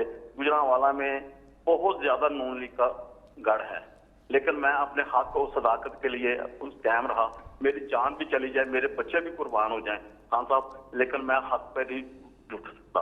میں کسی رشوت والے کے ساتھ نہیں چل سکتا. وہ میں نے ثابت کی 13 کروڑ کی کرپشن ایک ابھی میں نے پکڑی تھی, انہوں نے فوراً مجھے ڈسمس کر دیا نوکری سے. حالانکہ میں نے فورم پہ ہائی کورٹ پہ بھی انہوں نے کہا کہ اس پر کوئی قصور نہیں ہے, لیکن اس کے ہائی کورٹ کے حکم کے باوجود مجھے جو گجرانوالا کے چیف افسر تک کرپٹ ترین امجد حسین ٹلو, جتنے بلڈنگ میں اپنا بلڈنگ پیٹرول سب کام میں کروڑوں کی کرپشن کی ہے, اس نے مجھے ڈسمس کر دیا. یہ تو میں ابھی میرے آفس آپ کو کانٹیکٹ کریں گے اور ہم اس کو پوری طرح انویسٹیگیٹ کریں گے کہ آپ جو کہہ رہے ہیں اور کیا یہ واقعی سب کچھ ٹھیک ہے. پہلے ہم انویسٹیگیٹ کرتے ہیں اور پھر ایکشن لیں گے. لیکن میں آپ سب کے لیے جو میرے پاکستانی آپ یہ دیکھ رہے ہیں, یہ اپنے ذہن میں ڈال رہے ہیں کہ ایک کرپٹ معاشرہ ترقی نہیں کر سکتا. دنیا کے اندر میں یہ بار بار ایک چیز لوگوں کو سمجھاتا ہوں کہ دنیا میں جو خوشحال ملک ہے اس نے کرپشن کے اوپر قابو پائی ہے. وہاں قانون کی بالا حکمرانی ہے, طاقت کی حکمرانی نہیں ہے, قانون کی حکمرانی ہے. قانون کی حکمرانی ہوتی ہے تو کرپشن ختم ہوتی ہے. دیکھیں, ایک ہوتی ہے کرپشن چھوٹے لیول پہ. چھوٹے لیول کی کرپشن لوگوں کو تنگ تو کرتی ہے, ملکوں کو تباہ نہیں کرتی. ملک کو تباہ کرتی ہے جب پرائم منسٹر بیٹھ کے کرپشن شروع کرتا ہے اور میرے وزیر. جب ہم شروع کرتے ہیں نیچے تک, ہم کسی کو کرپشن سے نہیں روک سکتے. ہم بلکہ کیونکہ ہم جب کرپشن کرتے ہیں, ہم وہ کرپشن کے جو روکنے والے ادارے ہیں ان کو پہلے ہم کمزور کرتے ہیں, کیونکہ ہم نے چوری کرنی ہوتی ہے, وہ پھر باقی کو کسی کو بھی نہیں پکڑ سکتے. نتیجہ یہ ہوتا ہے کہ وہ سارا ملک کی تباہ ہو جاتا ہے. یہ ایک ضرور میں پھر دہراتا رہتا ہوں ایک چیز. ایک ہے پینل بنائی ہے یونائٹڈ نیشنز کے سیکرٹری جنرل نے, اس کو کہتے ہیں فیکٹ آئی پینل. اس پینل نے بڑی محنت کر کے ریسرچ کر کے وہ ایک نتیجے آئے ہیں سامنے, اور وہ آپ یہ سمجھ جائیں کہ جو ان کی فائنڈنگز ہیں وہ بتاتی ہیں کہ غریب ملک غریب کیوں ہیں. اس فائنڈنگ کے مطابق غریب ملک یا ڈیولپنگ ورلڈ سے ہر سال 1000 ارب ڈالر ادھر سے چوری کر کے, منی لانڈرنگ ہو کے آف شور اکاؤنٹس میں اور بڑی بڑی لنڈن جیسی, مے فیئر جیسی پراپرٹیز میں, یہ غریب ملکوں سے پیسہ جاتا ہے وہاں امیر ملکوں میں. غریب ملک غریب ہوتے جا رہے ہیں, امیر ملک امیر ہوتے جا رہے ہیں. ان کا چوری کا پیسہ سارا ادھر چلا جاتا ہے. جس طرح جب انگریز آیا ہندوستان میں تو مغلوں کے دور میں ہندوستان سپر پاور سمجھی جاتی تھی دنیا کی. 24% دنیا کی جو دولت تھی وہ ہندوستان میں تھی. جو 24% دنیا کا جی ڈی پی ہندوستان کا تھا. جب وہ انگریز 200 سال کے بعد چھوڑ کے گیا تو ہندوستان کا 3% شیئر رہ گیا تھا دنیا کے جی ڈی پی میں. صرف 3% دولت ہندوستان کی تھی. باقی جو انگلینڈ تھا اس کی 24% ہو گئی تھی. تو یہاں سے پیسہ سارا جو چوری کر کے لوٹ کے ادھر چلا گیا. اب یہی کرپٹ جو حکمران ہیں اور جو ان کے ساتھ ساتھی ہیں وہ یہی کر رہے ہیں سارے غریب ملکوں سے. ہر سال پیسہ چوری ہو کے ان کا امیر ملکوں میں چلا جاتا ہے. جو نوکریاں یہاں نکلنی ہوتی ہیں وہ نوکریاں ادھر ہوتی ہیں. نہ یہاں ہم اپنے لوگوں کو تعلیم دے سکتے ہیں, نہ علاج کروا سکتے ہیں کیونکہ پیسہ چوری. اور پھر روپے کے اوپر پریشر, کیونکہ ڈالر لے کے ڈالر خرید کے باہر بھیجنے ہوتے ہیں. تو جب ڈالر کی کمی ہوتی ہے روپیہ گرتا ہے, ساری چیزیں مہنگی ہو جاتی ہیں جو باہر سے آپ امپورٹ کرتے ہیں. تو یہ کتنا بڑا المیہ ہے. یہ جو جنگ ہے کرپشن کے خلاف, یہ پاکستان کی جنگ ہے. یہ اصل میں قانون کی حکمرانی کی جنگ ہے. جو کرپشن اس وقت جنگ چل رہی ہے ہمارے ملک میں, جو طاقتور کرپٹ لوگ ہیں وہ اپنے لیے این آر او مانگ رہے ہیں کہ ہمارے ساتھ کوئی ڈیل کر لو. جو جنرل مشرف نے کی تھی ڈیل, وہ میرے سے بھی وہی مانگ رہے ہیں. اور وہ سارا وقت بلیک میل کرتے ہیں ملک کو کہ جی اگر آپ نے ہمارے اوپر ہاتھ ڈالا تو ہم آپ کی گورنمنٹ گرا دیں گے. یہی ساؤتھ افریقہ کے اندر ہوا. ان کے پریزیڈنٹ نے کرپشن کی, اس کا نام زوما تھا. زوما کے اوپر انہوں نے ہاتھ ڈالنے کی کوشش کی ساؤتھ افریقہ کی گورنمنٹ نے. انہوں نے سڑکوں میں اس نے لوگ نکال لیے, مظاہرے شروع ہو گئے اور وہ گورنمنٹ پیچھے ہٹ گئی. یہی یاد رکھیں کہ ایک طاقتور اور کمزور اور غریب اور امیر ملک میں فرق ہی ہے. کسی ویسٹرن ڈیموکریسی کے اندر کسی کی جرت نہیں ہے کہ اگر اس کے اوپر کرپشن کا ایلیگیشن ہے پرائم منسٹر پہ, اس کے وزیروں پہ, وہ یہ نہیں کہہ سکتا کہ جی میں جواب ہی نہیں دوں گا, آپ کون ہوتے ہیں, میرے اوپر سیاسی انتقامی کارروائی ہو رہی ہے. ان کو جواب دینا پڑتا ہے. اور یہی فرق ہے وہاں. اور یہی ہم پاکستان کی فیوچر کی جنگ لڑ رہے ہیں, اپنے آنے والی نسلوں کی. یہی رول آف لاء کی جنگ ہے, قانون کی حکمرانی کی. یہ ایک سوال جو ہے بزی ہیں, تو یہ کشمیر سے बड़ा मैं समझता हूँ इम्पोर्टेंट इन्होंने किया है, क्योंकि हमारे साथ भी पाकिस्तान में भी यही हुआ था। आज़ाद कश्मीर कानून साज असम्बली ने 28 मई 2021 को एक काला कानून पास किया है, जिसके तहत आर्जी, कॉन्ट्रैक्ट और एडहॉक भर्तियाँ बग़ैर टेस्ट और इंटरव्यू जो अपने दौर में इन्होंने लोग भर्ती किए हैं, उनको ग्रेड 1 से लेके ग्रेड 18 तक उन्हें मुस्तकिल कर दिया, जिस पर रियासती अवाम फ़िक्रमंद है। यानी लोगों को एडहॉक भर्ती किया और अब जाते जाते उन सब को कंफर्म कर दिया, जैसे कि यहाँ पे भी आपको पता है सर, ऐसे ही इन्होंने। देखिए ये कौम के लिए इदारे क्यों तबाह हुए हैं पाकिस्तान के, यही पीटीवी था। एक वक्त पे हिंदुस्तान में पाकिस्तान का पीटीवी देखा जाता था। ये पीआईए था जो दुनिया की टॉप एयरलाइन मानी जाती थी। हमारा ये जो वापडा था, ये जाके बाहर कॉन्ट्रैक्ट्स करते थे पाकिस्तान से। हमारा जो नेस्पाक था वो मिडल ईस्ट में जाके कॉन्ट्रैक्ट्स करता था। तो हमारे आहिस्ता आहिस्ता ये इतने बड़े इदारे क्यों तबाह हुए? सारों के अंदर सियासी भर्तियां करके, सिफारिशों को डाल के, ऐसे इन्होंने बुरे हालात किए हैं इदारों के कि आप ये देखें कि जो पेंशन्स हैं आप इदारों की, वो इतनी बढ़ गई हैं कि वो तकरीबन जो बजट होता है उसमें ज़्यादातर पेंशन में चला जाता है। तो ना कोई डेवलप कर सकता है, ना इदारा आगे बढ़ सकता है, ना जिस काम के लिए वो इदारा बना होता है ना वो काम पूरा कर सकता है। अब ये आज़ाद कश्मीर में जो किया इन्होंने, ये क्या किया होगा कि मैंने अगर इलेक्शन जीतना है, मैंने अपने लोग भर दिए जी, अच्छा जी मैं आपको नौकरियां दे दूंगा। मैंने अपनी इलेक्शन जीतने के लोगों की भर्ती करवा दी, मुल्क को मैंने नुकसान तबाह करवा दिया। यानी मुल्क को सारे ये जो इदारे थे, स्टील मिल की मैं आपको मिसाल देता हूँ। स्टील मिल 2008 में 8 अरब रुपया का नफ़ा था स्टील मिल में, जो पड़ा हुआ था स्टील मिल में। आई पीपल्स पार्टी की गवर्नमेंट, वही स्टील मिल इन्होंने पहले गलत भर्तियां कराई, फिर उन्होंने करप्शन की। वही स्टील मिल 5 साल 6 साल के बाद बंद हो गई और 300 अरब रुपए का उसके ऊपर खसारा हो गया और आज भी बंद पड़ी हुई है। इसी तरह पीआईए जैसी 2008 में ये पीपल्स पार्टी की हुकूमत आई, इन्होंने जो सिफारिशी में जो लोगों को निकाला गया था, जो इनके सिफारिशों को सबको वापस भर्ती किया।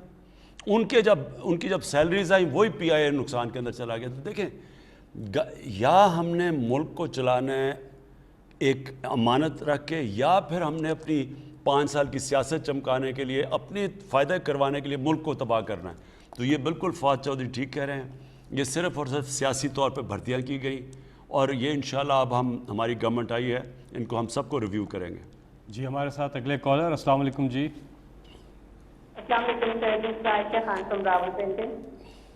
जी कौन बात कर रही है, कहाँ से? जी क्या सवाल है आपका वज़ीर आज़म साहब से? I would like to ask about the water reservoirs of Pakistan, and you were checking me in this regard that Pakistan has the lowest dam storage capacity, and the country is yet to build a dam large enough to meet its water demand. You have been criticizing that the government during their rain or time period, but I would love to know that what is your government doing and what are your set plans, and when will dams ठीक है, इस पे आशा उर्दू में बात कीजिए। दूसरी चीज़ ये कि डैम्स के हवाले से अभी थोड़ी देर पहले बात हो चुकी है। कोई और अगर आपका सवाल है तो बताइएगा। नहीं, डैम्स का मैं सिर्फ आपके लिए आयशा मैं आपको बता दूं, 50 साल में पाकिस्तान में बड़ी डैम्स बनाई नहीं गई, जिसका बहुत बड़ा हमें नुकसान हो। मैं आप पहले समझेंगे डैम्स क्यों ज़रूरत है पाकिस्तान में। अगर पाकिस्तान में सारा साल बारिश होती रहती ना, जिस तरह कई यूरोपियन ममालिक में होती है, तो आपको डैम की ज़रूरत नहीं है, क्योंकि पानी इतना है, सारा साल पानी आता रहे तो आपको रोकने की ज़रूरत नहीं है। पाकिस्तान में 3 या ज़्यादा से ज़्यादा 4, लेकिन 3 महीने में हमारा दरियाओं में सारा पानी आता है। ग्लेशियर पिघलते हैं उधर से, और फिर ये जो हमारी बरसात में बारिश होती है इससे। अब उसके अलावा पाकिस्तान में जो सर्दियां हैं उसके अंदर हमारे पास पानी की किल्लत हो जाती है। डैम्स इसलिए बनाते हैं कि आप जब ये पानी ज़्यादा आता है तो इसको हम डैम्स में रोक लें और इस पानी को फिर हम इस्तेमाल करें सर्दियों के अंदर अपनी फसलों के लिए, जब हमारे पास पानी की कमी है, बारिश कम होती है। इसलिए जो मुल्क के अंदर इसी तरह की सीजनल पानी आता है दरियाओं में, जिस तरह चाइना है, तो वो सारों ने डैम्स बनाई हुई हैं। हमने 50 साल पहले 2 बड़ी डैम्स बनाई थी, उसके बाद हमने कोई डैम्स बनाई नहीं इस मुल्क में। चाइना ने जितनी हमारी 2 तरबेला और मंगला बड़ी डैम्स है, चाइना के पास 5 1000 بڑی ڈیمز ہیں. ٹوٹل ان کی ڈیمز 80,000 ہیں, لیکن 5,000 بڑی ڈیمز بنائی ہیں انہوں نے وہی پانی روکنے کے لیے. اور اس لیے ہی وہ 1.25 ارب لوگوں کو اناج دے سکتے ہیں. ان کے پاس کیپیسٹی ہے کیونکہ وہ پانی انہوں نے پانی اپنا بچا لیا ہے. اب ہم 10 نئی ڈیمز بنا رہے ہیں. 10 سالوں میں انشاءاللہ پاکستان میں 10 ڈیمز ہوں گی, جس میں 2 بڑی ڈیمز ہیں, باشا اور داسو ڈیم. اس سے جو پانی ہم بچائیں گے, آپ یہ سوچیں کہ جتنا ابھی ہمارے پاس پانی ہے اس سے دگنا پانی ہمارے پاس آ جائے گا. اور وہ ہمیں پانی کی اس لیے ضرورت ہے کہ ہماری آبادی تیزی سے بڑھ رہی ہے. پاکستان تو اناج دنیا کو بیچتا تھا, آج ہمیں گندم دنیا سے امپورٹ کرنی پڑتی ہے. پچھلی باری ہماری گندم کی پروڈکشن پاکستان کی تاریخ کی سب سے زیادہ ہوئی, ہماری چاول کی پروڈکشن پاکستان کی تاریخ میں سب سے زیادہ ہوئی, ہماری مکئی کی پاکستان میں سب سے زیادہ ہوئی. اس کے باوجود ہمیں امپورٹ کرنی پڑی ہے گندم. 40 لاکھ ٹن گندم ہم نے امپورٹ کیا ہے. اور جب باہر سے ہم چیزیں منگواتے ہیں ہمارا ڈالر بھی خرچ ہوتا ہے ہمارے وہ, اور باہر اگر مہنگی ہو تو وہ یہاں مہنگائی بھی ہو جاتی ہے. اس لیے اب ہمیں سوچنا پڑے گا کہ آگے ہماری بڑھتی ہوئی آبادی کو ہم نے کیسے ان کے لیے اناج پورا کرنا ہے. اس کے لیے ڈیمز بہت ضروری ہیں. اور یہ جو ڈیمز ہم جب 10 سالوں میں 10 ڈیمز بن رہی ہیں, ان سے فائدہ یہ ہوگا کہ جتنا ابھی ہمارے پاس پانی ہے انشاءاللہ اس سے دگنا پانی ہو جائے گا ہمارے کسانوں کے لیے. جی اگلے کالر سے ہم بات کریں گے. السلام علیکم. جی السلام علیکم. جی وعلیکم السلام. جی کون بات کر رہی ہیں؟ جی میں ہیرا طارق بات کر رہی ہوں اٹک سٹی سے. جی جی سر میں سعودی اقامہ ہولڈر ہوں. ہم پچھلے 1 سال سے پاکستان میں اسٹک ہیں due to suspension of flight. جو اونلی آپشن جو اویلیبل ہے ہمیں اس وقت وہ کوارنٹین کی ہے تھرو تھرڈ کنٹری, جو کہ ہائیلی ایکسپینسو ہے. ابھی آپ سے ریکویسٹ ہے کہ آپ کے پرسنل ریلیشن بھی ہیں سعودیہ کے ساتھ, وہ آپ کا بہت ریگارڈ بھی کرتے ہیں, تو ان سے بات کی جائے کہ اگر افغانستان جیسی کنٹری کے لیے ڈائریکٹ فلائٹس اوپن ہیں اور ہم لوگوں نے ریکمینڈڈ ڈوزز بھی لگا لی ہیں ویکسین کی, تو ان لوگوں نے ابھی تک فلائٹس ہمارے لیے کیوں اوپن نہیں کی ہیں؟ اب بچوں کے اسکولس بھی کھل گئے ہیں, آفیسز بھی کھل گئے ہیں, اور اب ہمارے لیے بہت پریشانی ہو رہی ہے. اور ہم جیسی بہت سی فیملیز یہاں اسٹک ہیں پاکستان میں. جی مجھے اس کا پوری طرح علم ہے. میں نے ابھی جو سعودی ایمبیسڈر آئے تھے, سعودی فورن منسٹر آئے تھے, ان سے میں نے پوری تفصیل میں بات کی, اور میں نے پیغام دیا شیخ محمد کے لیے کہ ہمارے بہت زیادہ لوگ متاثر ہوئے ہیں, تو ان کے لیے ان کے جو بھی مسئلے مسائل, اور بھی مسئلے مسائل تھے فلائٹس کے علاوہ, تو انہوں نے مجھے شیورٹی تو دیا کہ وہ جب وہ واپس انہوں نے جانا تھا تو انہوں نے شیورٹی دی تھی کہ وہ انشاءاللہ یہ ہمارا مسئلہ حل کریں گے. جی آپ کال کر رہے ہیں 051-922-4900 پہ. اگلے کال ہے ہمارے ساتھ. جی السلام علیکم. جی السلام علیکم. جی کون صاحب؟ جی راجہ صابر بات کر رہا ہوں اسلام آباد سے. جی کیا سوال ہے آپ کا؟ جی وزیر اعظم صاحب سے. میرے پرائم منسٹر صاحب سے چھوٹے چھوٹے سے 2 عوامی نوید کے سوال ہیں. ایک تو حالیہ بجٹ میں گاڑی کی قیمت میں کمی کی گئی تھی, جس سے عوام کو ابھی تک کوئی فائدہ نہیں منتقل ہو سکا, کیونکہ خطے میں سب سے مہنگی گاڑی جو پاکستان میں فروخت کی جا رہی ہے, اور گاڑی کی روسیٹی بھی نہیں ہے. اصل رقم دینے کے بعد بھی ابھی تک بھی آن پہ گاڑی مل رہی ہے, جبکہ اصل قیمت پہ نہیں مل رہی. اس پہ ذرا وزیر صاحب بتائیے گا. اور دوسرا سوال میرا یہ ہے کہ پاکستان سے بینک کے ذریعے علاج اور پڑھائی کے علاوہ کوئی رقم بیرون ملک میں منتقل نہیں ہو رہی. کوئی پراپرٹی یا کاروبار کرنا چاہتا ہے تو بینک تعاون نہیں کرتا, جس کے لیے لوگوں کو غلط راستہ استعمال کرنا پڑتا ہے. آپ خود کہتے ہیں جو جائز فائلر ہیں, جو ٹیکس پیئر ہیں, وہ کاروبار کر سکتے ہیں. اس بارے میں بھی اسٹیٹ بینک اور ایف بی آر کے چیئرمین سے ہدایت دی کیا ہے کہ جو جائز کام کرنا چاہتے ہیں ملک سے بعد اپنا کاروبار پیسہ انویسٹ کرنا چاہتے ہیں, اس پہ میرا تفصیل عوام آپ سے جاننا چاہتے ہیں. 2 سوال ہیں. ایک یہ کہ جو گاڑیوں کے اوپر ہم نے ٹیکسز نیچے کیے, ان کی قیمتیں نیچے آنی چاہیے تھیں. یہ میں فوری طور کے اوپر اس کو چیک کروں گا کہ انہوں نے کیوں نہیں گاڑیوں کی قیمت نیچے لے کے. دیکھیں ہم نے سوچا یہ کہ جو 1000 cc سے کم گاڑیاں ہیں ان کے اوپر ہم نے ٹیکس کم کر دیا, تاکہ وہ عام آدمی یعنی ہماری مڈل کلاسز استعمال کرتی ہیں, تاکہ ان کو سستی گاڑی پڑے. تو ایک تو ہم نے یہ کیا تھا, اور یہ میں اب چیک کروں گا. آپ نے کہا آن کا مسئلہ یہ ہوا تھا کہ ڈیمانڈ ایک دم ہماری گاڑیوں کی اتنی زیادہ بڑھ گئی, اور اس کی وجہ سے یہ جو اوپر یہ چارج کرتے ہیں. اس کے اوپر بھی میں ابھی چیک کروں گا کہ کیا وجہ ہے کہ ہم نے اس کے اوپر بھی ایک حماد اس کا جواب دیں گے. وزیر اعظم صاحب، جو ہم نے گاڑیوں پر ٹیکسز کم کیے ہیں، گاڑیوں کے مینوفیکچررز نے تو اتنے ہی آگے قیمتیں نوٹیفائی کر دی ہیں نیچے، لیکن یہ جو بتا رہے ہیں وہ آن کی بات کر رہے ہیں، اور اس وقت مارکیٹ میں جتنی سپلائی ہے گاڑی کی اس سے کہیں زیادہ مانگ ہے. اور ایک یہ بلیک مارکیٹنگ کا ایک مینس ہے جو آیا ہوا ہے. اس میں بھی ہم نے پچھلے سال ایک قدم یہ اٹھایا تھا جس سے کچھ فرق بھی پڑا کہ اگر آپ 6 مہینے کے اندر ہی نئی گاڑی لے کے آگے بیچتے ہیں کسی اور کو تو آپ کو ایک ٹیکس دینا پڑتا ہے جو 1,00,000 1,50,000 روپیہ. اس سے کچھ آن کی شرح میں کمی آئی ہے. لیکن اچھی خبر یہ ہے کہ بڑی تیزی کے ساتھ ہمارے کار مینوفیکچررز اس ڈیمانڈ کے نتیجے میں اپنی سپلائی بڑھا رہے ہیں. ٹویوٹا کمپنی اپنی ہائیسٹ ایور پروڈکشن پہ جا رہی ہے، ہونڈا موٹر سائیکلز اپنی ہائیسٹ ایور پروڈکشن پہ جا رہے ہیں. نئے انٹرنٹس جیسے کیا گاڑی آئی ہے، ہیونڈائی آئی ہے، ایم جی آئی ہے، فوٹون آئی ہے، تو ان کے نئے ماڈلز بھی مارکیٹ میں آ رہے ہیں. تو میں سمجھتا ہوں کہ چند ماہ کے اندر یہ ڈیمانڈ اور سپلائی میں جو گیپ ہے، سپلائی ول کیچ اپ. اور یہ ایک اچھی چیز ہے کہ ہمارے ملک میں ڈیمانڈ زیادہ ہے گاڑی کی. یہ شو کرتا ہے کہ اکنامک پراسپیرٹی آ رہی ہے اور لوگ جو ہے وہ گاڑیاں مانگ رہے ہیں. لیکن یہ بلیک مارکیٹنگ کی ایک ٹھیک چیز ہے جس پہ ہم کریک ڈاؤن کریں گے.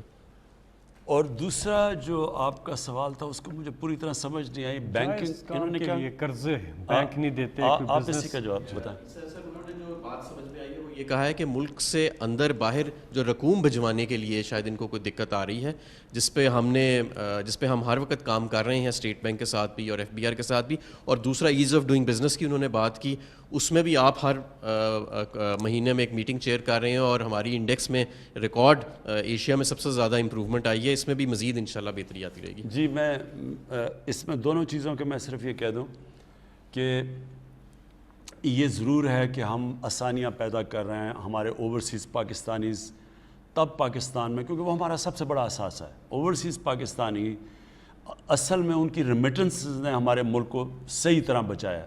نہیں تو اتنا بڑا ہمیں کرنٹ اکاؤنٹ یعنی کہ ہمارا اتنا بڑا خسارہ چھوڑ کے چلے گئے تھے، $20 ارب کا خسارہ جو پاکستان کی تاریخ میں سب سے بڑا تھا. اور اصولاً تو ہم اتنے بڑے خسارے سے ہمارا دیوالیہ نکل جانا چاہیے تھا اور ہمارا روپے نے کریش کر جانا تھا بالکل ہی نیچے، یعنی مہنگائی آسمانوں پہ، کیونکہ روپے نے گر جانا تھا. اصل میں آج پھر سے اپنے بیرون ملک پاکستانیوں کا خاص طور پہ شکریہ ادا کرتا ہوں کہ انہوں نے پاکستان کی تاریخ میں سب سے زیادہ پیسہ بھیجا بینکنگ چینل سے جو ریمیٹنسز تھی. اب ہم ان کے لیے اور آسانیاں پیدا کرنا چاہتے ہیں. ہمارا جو روشن ڈیجیٹل اکاؤنٹ ہے اس کے اندر ہم اور ان کے لیے سہولتیں پیدا کرنا چاہتے ہیں تاکہ آسانی سے یہ اپنا پیسہ اندر بھی لے آئیں اور اگر باہر نکالنا چاہتے ہیں تو باہر بھی لے جائیں. تو اس میں جو پرانی چیزیں کئی جگہ ہمیں رکاوٹیں ہیں، ایک FATF کا پرابلم ہوا ہے، اس میں ذرا تھوڑی سی آتی ہیں رکاوٹیں. لیکن میں آپ کو یہ اشور کرتا ہوں کہ ہمارا پاکستان کے انٹرسٹ میں ہے کہ اوورسیز پاکستانی اس کے لیے آسانی پیدا کریں تاکہ وہ اپنا کوئی بھی پاکستان میں پیسہ بینکنگ کے تھرو لا سکیں. ان کے ایک کوشچن کا وزیر اعظم صاحب ایک پارٹ تھا کہ جو بینک سے قرضہ لیتے ہیں یا پیسے باہر بھیجتے ہیں تو لیگل مینز سے بھیجنے والوں کے لیے بڑی رکاوٹیں ہیں، جبکہ انلیگل مینز سے بھیجنے کے لیے آسانیاں ہیں کہ کوئی ناجائز طریقے سے بھیجتا ہے، بینکنگ چینل سے نہیں بھیجتا. وہ کہہ رہے ہیں یہ رکاوٹیں جو ہیں اسٹیٹ بینک کو چاہیے کہ وہ دور کریں. میں اس کا یہی میں آپ کو کہہ رہا تھا، ہماری کوشش تو یہی ہے. لیکن میں حماد کو کہوں گا ذرا اس کو جواب دیں. اس میں سر کیونکہ کچھ FATF کے کمپلائنس کے ایشوز تھے جو کبھی کبھی ایز آف ڈوئنگ بزنس یعنی کاروبار میں آسانی کے ساتھ کلیش کر جاتے ہیں. لیکن بہرحال وہ بھی ہماری ذمہ داری ہے اور ہم نے FATF کی کمپلائنس کو فی الحال جو تھی وہ کچھ ترجیح دی تھی. But at the same time State Bank of Pakistan جو ہے وہ نئی اسکیمز لا رہا ہے جہاں پہ پیسے کا اندر آنا اور جانا ڈیجیٹل مینز کے ذریعے جو ہے وہ آسان ہوئے گا. پہلے بھی کافی آسان ہوا ہے. ہماری ریمیٹنسز 23 ارب ہم جب آئے تھے $21 ارب تھیں، اب $29 ارب کے قریب ہم نے کلوز کیا ہے. تو کچھ آسانی آئی ہے اور کچھ ہم کریک ڈاؤن انلیگل کے اوپر بھی ہم نے بڑا میسو اسکیل پہ شروع کیا ہوا ہے. جی اگلے کالر ہمارے ساتھ. السلام علیکم. جی جی وعلیکم السلام. جی کون صاحب کہاں سے بات کر رہے ہیں؟ جی کیا سوال ہے آپ کا وزیر اعظم صاحب سے؟ میں ڈائریکٹ خان صاحب سے بات کروں گا. السلام علیکم خان صاحب. جی وعلیکم السلام. سر میرا نام ولایت خان ہے، میں پاکستان سوسائٹی ڈنمارک کی طرف سے فون کر رہا ہوں. سر ہمارے کچھ مسائل ہیں، مثلا PIA آتی تھی नॉर्वे और डेनमार्क में अब आना बंद हो गई है, जिसकी वजह से हमारा पाकिस्तान के लिए सफ़र लंबा भी हो गया है, महंगा भी हो गया है। बुजुर्ग तो बिल्कुल अकेले सफ़र नहीं कर सकते, और डेड बॉडी भेजना हो तो और भी मुश्किल है। सर इसके लिए कुछ करें। और उसके बाद ये बैंकिंग की आप बात कर रहे थे, हमें एक बैंक चाहिए। अब देखिए यहाँ के बैंक जो है ना हमारे बिजनेसमैन के लिए बड़ी मुश्किलात पैदा कर रहे हैं, उनके अकाउंट बंद कर देते हैं। तो HBL वालों से बात की थी तो वो कह रहे थे कि उनकी गारंटी बढ़ जाएगी अगर वो यहाँ बैंक लेके आते हैं। सर किसी तरह से एक बैंक हमें दे दें ताकि हमारा स्कैंडिनेविया में और यूरोप में जो बिजनेसमैन है उसके लिए आसानी पैदा हो जाएगी। और तीसरी बात यह है सर कि जो इंट्रा पार्टी इलेक्शन हो रहे थे डेनमार्क से, उसमें हमें मसला पेश आया है। उस वक्त बेकायदगी थी तो हमने शोर मचाया, तो पता नहीं क्या बात है, वो हमारी बात नहीं सुनते इंसाफ पैनल वालों की। हमने तो हजारों मेंबर भी बनाए हैं, हम पाकिस्तानी यानी मेंबर हैं PTI के, वो ऐसे है जैसे वाइसराय बने हुए हैं। उन्हें कहें कि आप उन्होंने जो नई डेट दी, पहले उन्होंने इंक्वायरी नहीं की क्या मसला था, अब उन्होंने जो नई डेट दी है वो मुहर्रम की 5 तारीख को दे दी है, 16 अगस्त को। हम कह रहे हैं एक हफ्ता आगे कर दें, क्योंकि अहले तशी हो या सुन्नी हो कोई भी हो, हम उन दिनों में इबादत करते हैं, रात को महफिलों में जाते हैं, तो बेहतर होगा कि एक वीक आगे कर दें इलेक्शन और अच्छे तरीके से इलेक्शन कराएं, फेयर होकर सबके लिए। तीसरा जो आपका है वो तो बड़ा आसान है। मैं वाइस रॉय साहब से कहूँगा कि आपकी ज़रूर बात पहुँचाऊँगा कि आगे डेट भी करें और आपसे पूरा सुने आपकी जो प्ली है आपकी। पहली जो 2 चीज़ें हैं, PIA का हमें थोड़ा सा मसला है, हम तकरीबन कंप्लाई कर चुके हैं। वो जो आया था पायलट लाइसेंस के ऊपर जो मसला आया था, हमें उम्मीद तो है कि अब वापस हमें फ़्लाइट्स की इजाज़त मिल जाएगी, और मुझे पता है ओवरसीज़ पाकिस्तानीज़ के लिए बड़ा मसला बना हुआ है। और दूसरा बैंक का, मैं ख़ुद आज जो आपने अब बात कही है कि बिल्कुल ठीक कहते हैं। अभी मैं उज़्बेकिस्तान गया था तो वहाँ भी ये डिमांड आई कि हमारा एक बैंक होना चाहिए। जो बिजनेसेस वहाँ थी, पाकिस्तानी जो बिज़नेस करते हैं, उन्होंने कहा वहाँ बैंक अगर हो पाकिस्तान का जो, और हम कोशिश करें नेशनल बैंक को वहाँ ले जाने की, तो आसान हो जाएगा बिज़नेस करने के लिए। तो इंशाल्लाह मैं ये स्कैंडिनेविया के ऊपर भी बात करूँगा। जी, इसी से जुड़ा एक सवाल है। अकील अराई पूछते हैं सोची कि ओवरसीज़ को वोटिंग का कब तक जो अमल है वो कंप्लीट हो जाएगा? देखिए, हम 2 चीज़ें कर रहे हैं। एक इलेक्ट्रॉनिक वोटिंग मशीन्स, और इसके ऊपर हम बहुत आगे निकल चुके हैं। बस सिर्फ हमने अब इलेक्शन कमीशन को कन्विंस करना है कि इसके अलावा जब भी आप इलेक्शन करवाएंगे, इलेक्ट्रॉनिक वोटिंग मशीन्स के बगैर आप इलेक्शन करवाएंगे पाकिस्तान में, हमेशा जो हारेगा वो कहेगा जी धांधली हुई। वो जब जीतेंगे ठीक होगा इलेक्शन, लेकिन जब वो हारेंगे तो धांधली हुई। इसलिए एक ही इसका रास्ता है। तो एक तो वो है, और दूसरा जो हमारा 90 लाख ओवरसीज़ पाकिस्तानी है, इसका मॉडर्न टेक्नोलॉजी का इस्तेमाल करते हुए हमारी कोशिश ये है कि ई-वोटिंग करवाएं।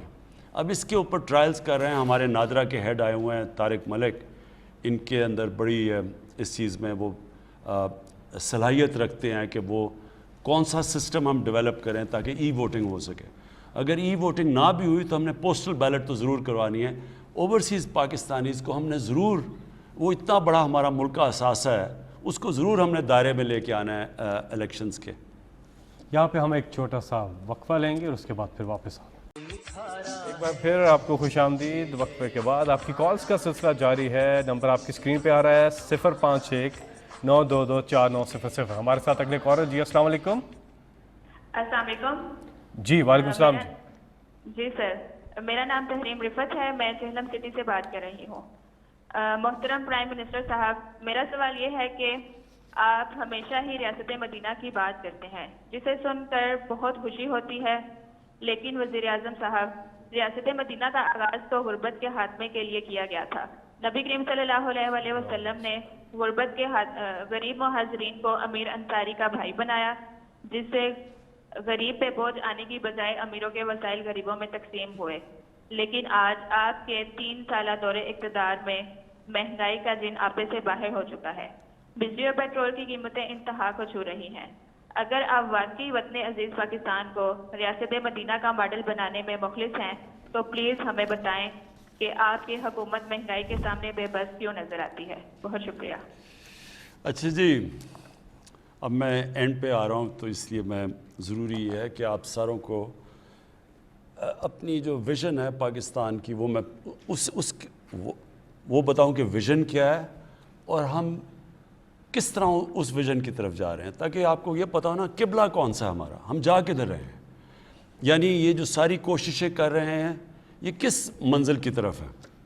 دیکھیں جب آپ نماز پڑھتے ہیں نا 5 وقت پہ، جب آپ اللہ سے صرف ایک ہی چیز نماز پڑھ کے مانگتے ہیں کہ اللہ ہمیں ان کے راستے پہ لگا جن کو تو نے نعمتیں بخشی ہیں، صرف ایک چیز مانگتے ہیں، یہ یاد رکھیں کہ وہ راستہ ہے، ہم منزل نہیں مانگ رہے، ہم اس راستے پہ چلتے ہیں، کیونکہ وہ راستہ، وہ منزل تو وہ اس پہ جو پہنچے ہیں وہ نبی صلی اللہ علیہ وسلم پہنچے ہیں، وہ تو ہم پہنچ نہیں سکتے، لیکن ہم اگر ان کے راستے پہ بھی چلے گئے تو یہ ملک بالکل ایک عظیم ملک بن جائے گا۔ یہ بنا تھا اسلامی فلاحی ریاست، یہ اس کا مقصد تھا پاکستان کا بننے کا۔ اب میں آپ کو بتاؤں کہ وہ راستے کے اندر کون سے اصول ہیں جن کے اوپر وہ مدینہ کی ریاست کھڑی ہوئی تھی، اور ان اصولوں کو ہم کتنا اپنا چکے ہیں۔ سب سے بڑا اصول یہ تھا کہ فلاحی ریاست بنی تھی غربت کم کرنے کے لیے، نچلے طبقے کو اوپر اٹھانے کے لیے بنی تھی، پہلی دفعہ دنیا کی تاریخ میں۔ میں پہلے یہ بتاؤں گا، تو پہلا یہ آبجیکٹو تھا۔ دوسرا قانون کی بالادستی، 2 خلیفہ وقت، پہلے 4 میں سے 2 خلیفہ وقت عدالت میں گئے، جبکہ ان کا کیا کردار تھا، ان کا کیا سٹیٹس تھا، خلیفہ تھے، اس کے باوجود وہ عدالت میں جا کے کھڑے ہوئے صرف ایک چیز بتانے کے لیے کہ قانون کی حکمرانی ہے، طاقت کی حکمرانی نہیں ہے۔ تو دوسری چیز یہ کہ کتنی ہماری جد و جہد ادھر کدھر ہے، اس راستے پہ ہم نکلے ہیں یا نہیں نکلے۔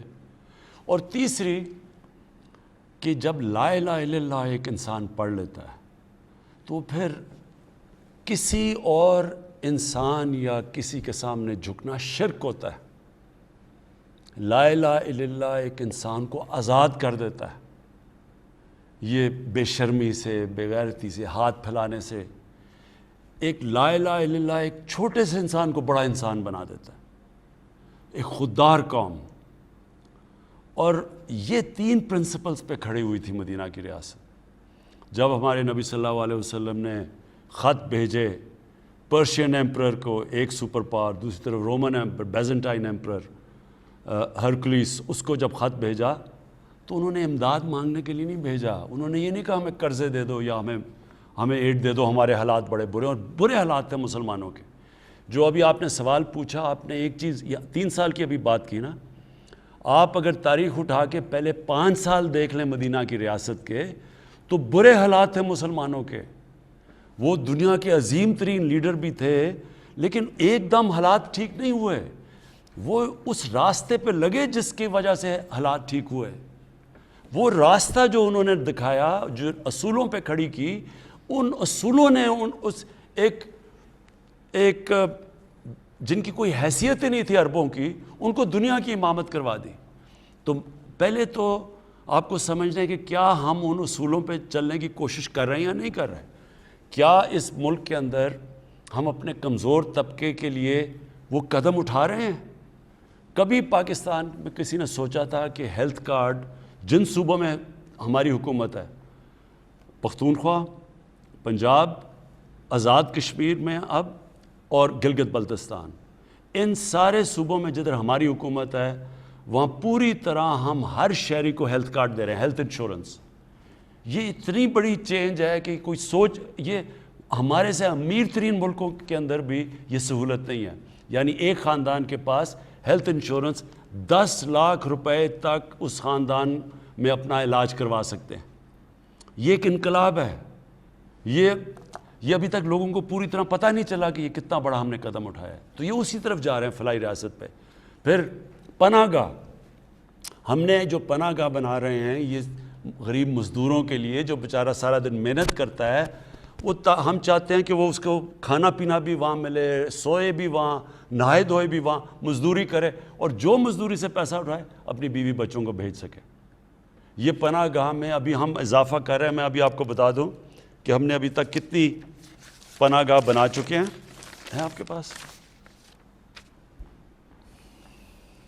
ہم اب تک 22 پناہ گاہ بنا چکے ہیں شہروں کے اندر، اور 11 اور بننے والی ہیں، اور انشاءاللہ یہ ہم پھر پھیلاتے جائیں گے جدھر جدھر مزدور کام کرتے ہیں ان کے لیے رہنے کے لیے۔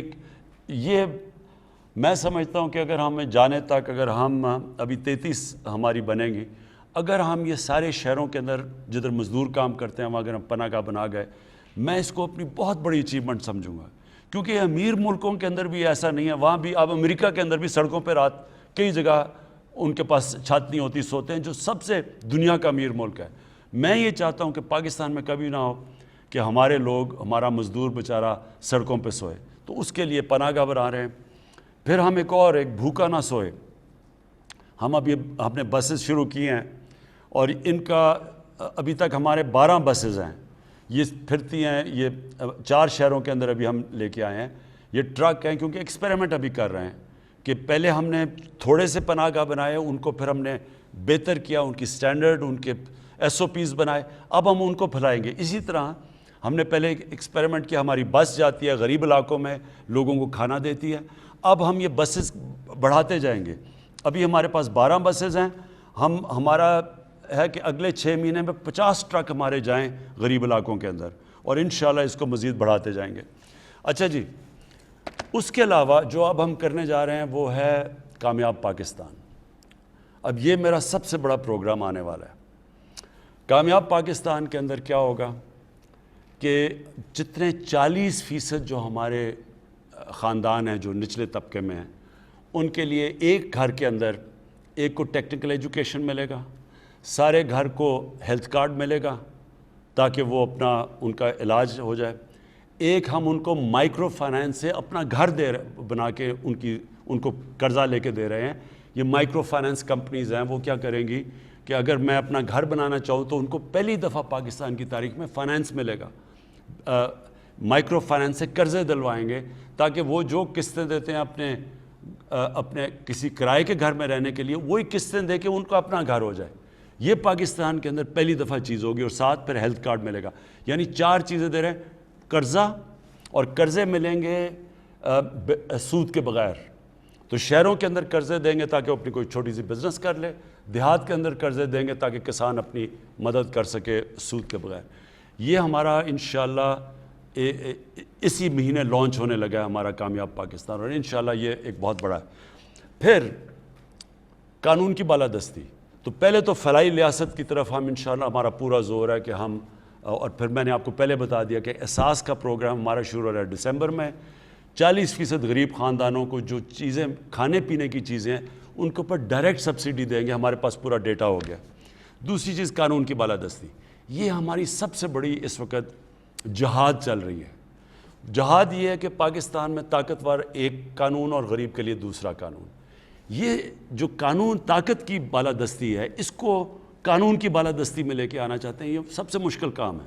اس میں مجھے آپ سب کی ضرورت ہے کیونکہ یہ وہی قبضے گروپ ہیں جو کہ طاقتور ہیں، غریبوں کی زمینوں پہ قبضہ کرتے ہیں. یہ وہ سیاستدان ہیں، چوری کر کے پیسہ باہر لے گئے ہیں اور ان کو ہاتھ ڈالو تو کہتے ہیں کہ جی آپ کی گورنمنٹ کرا دیں گے.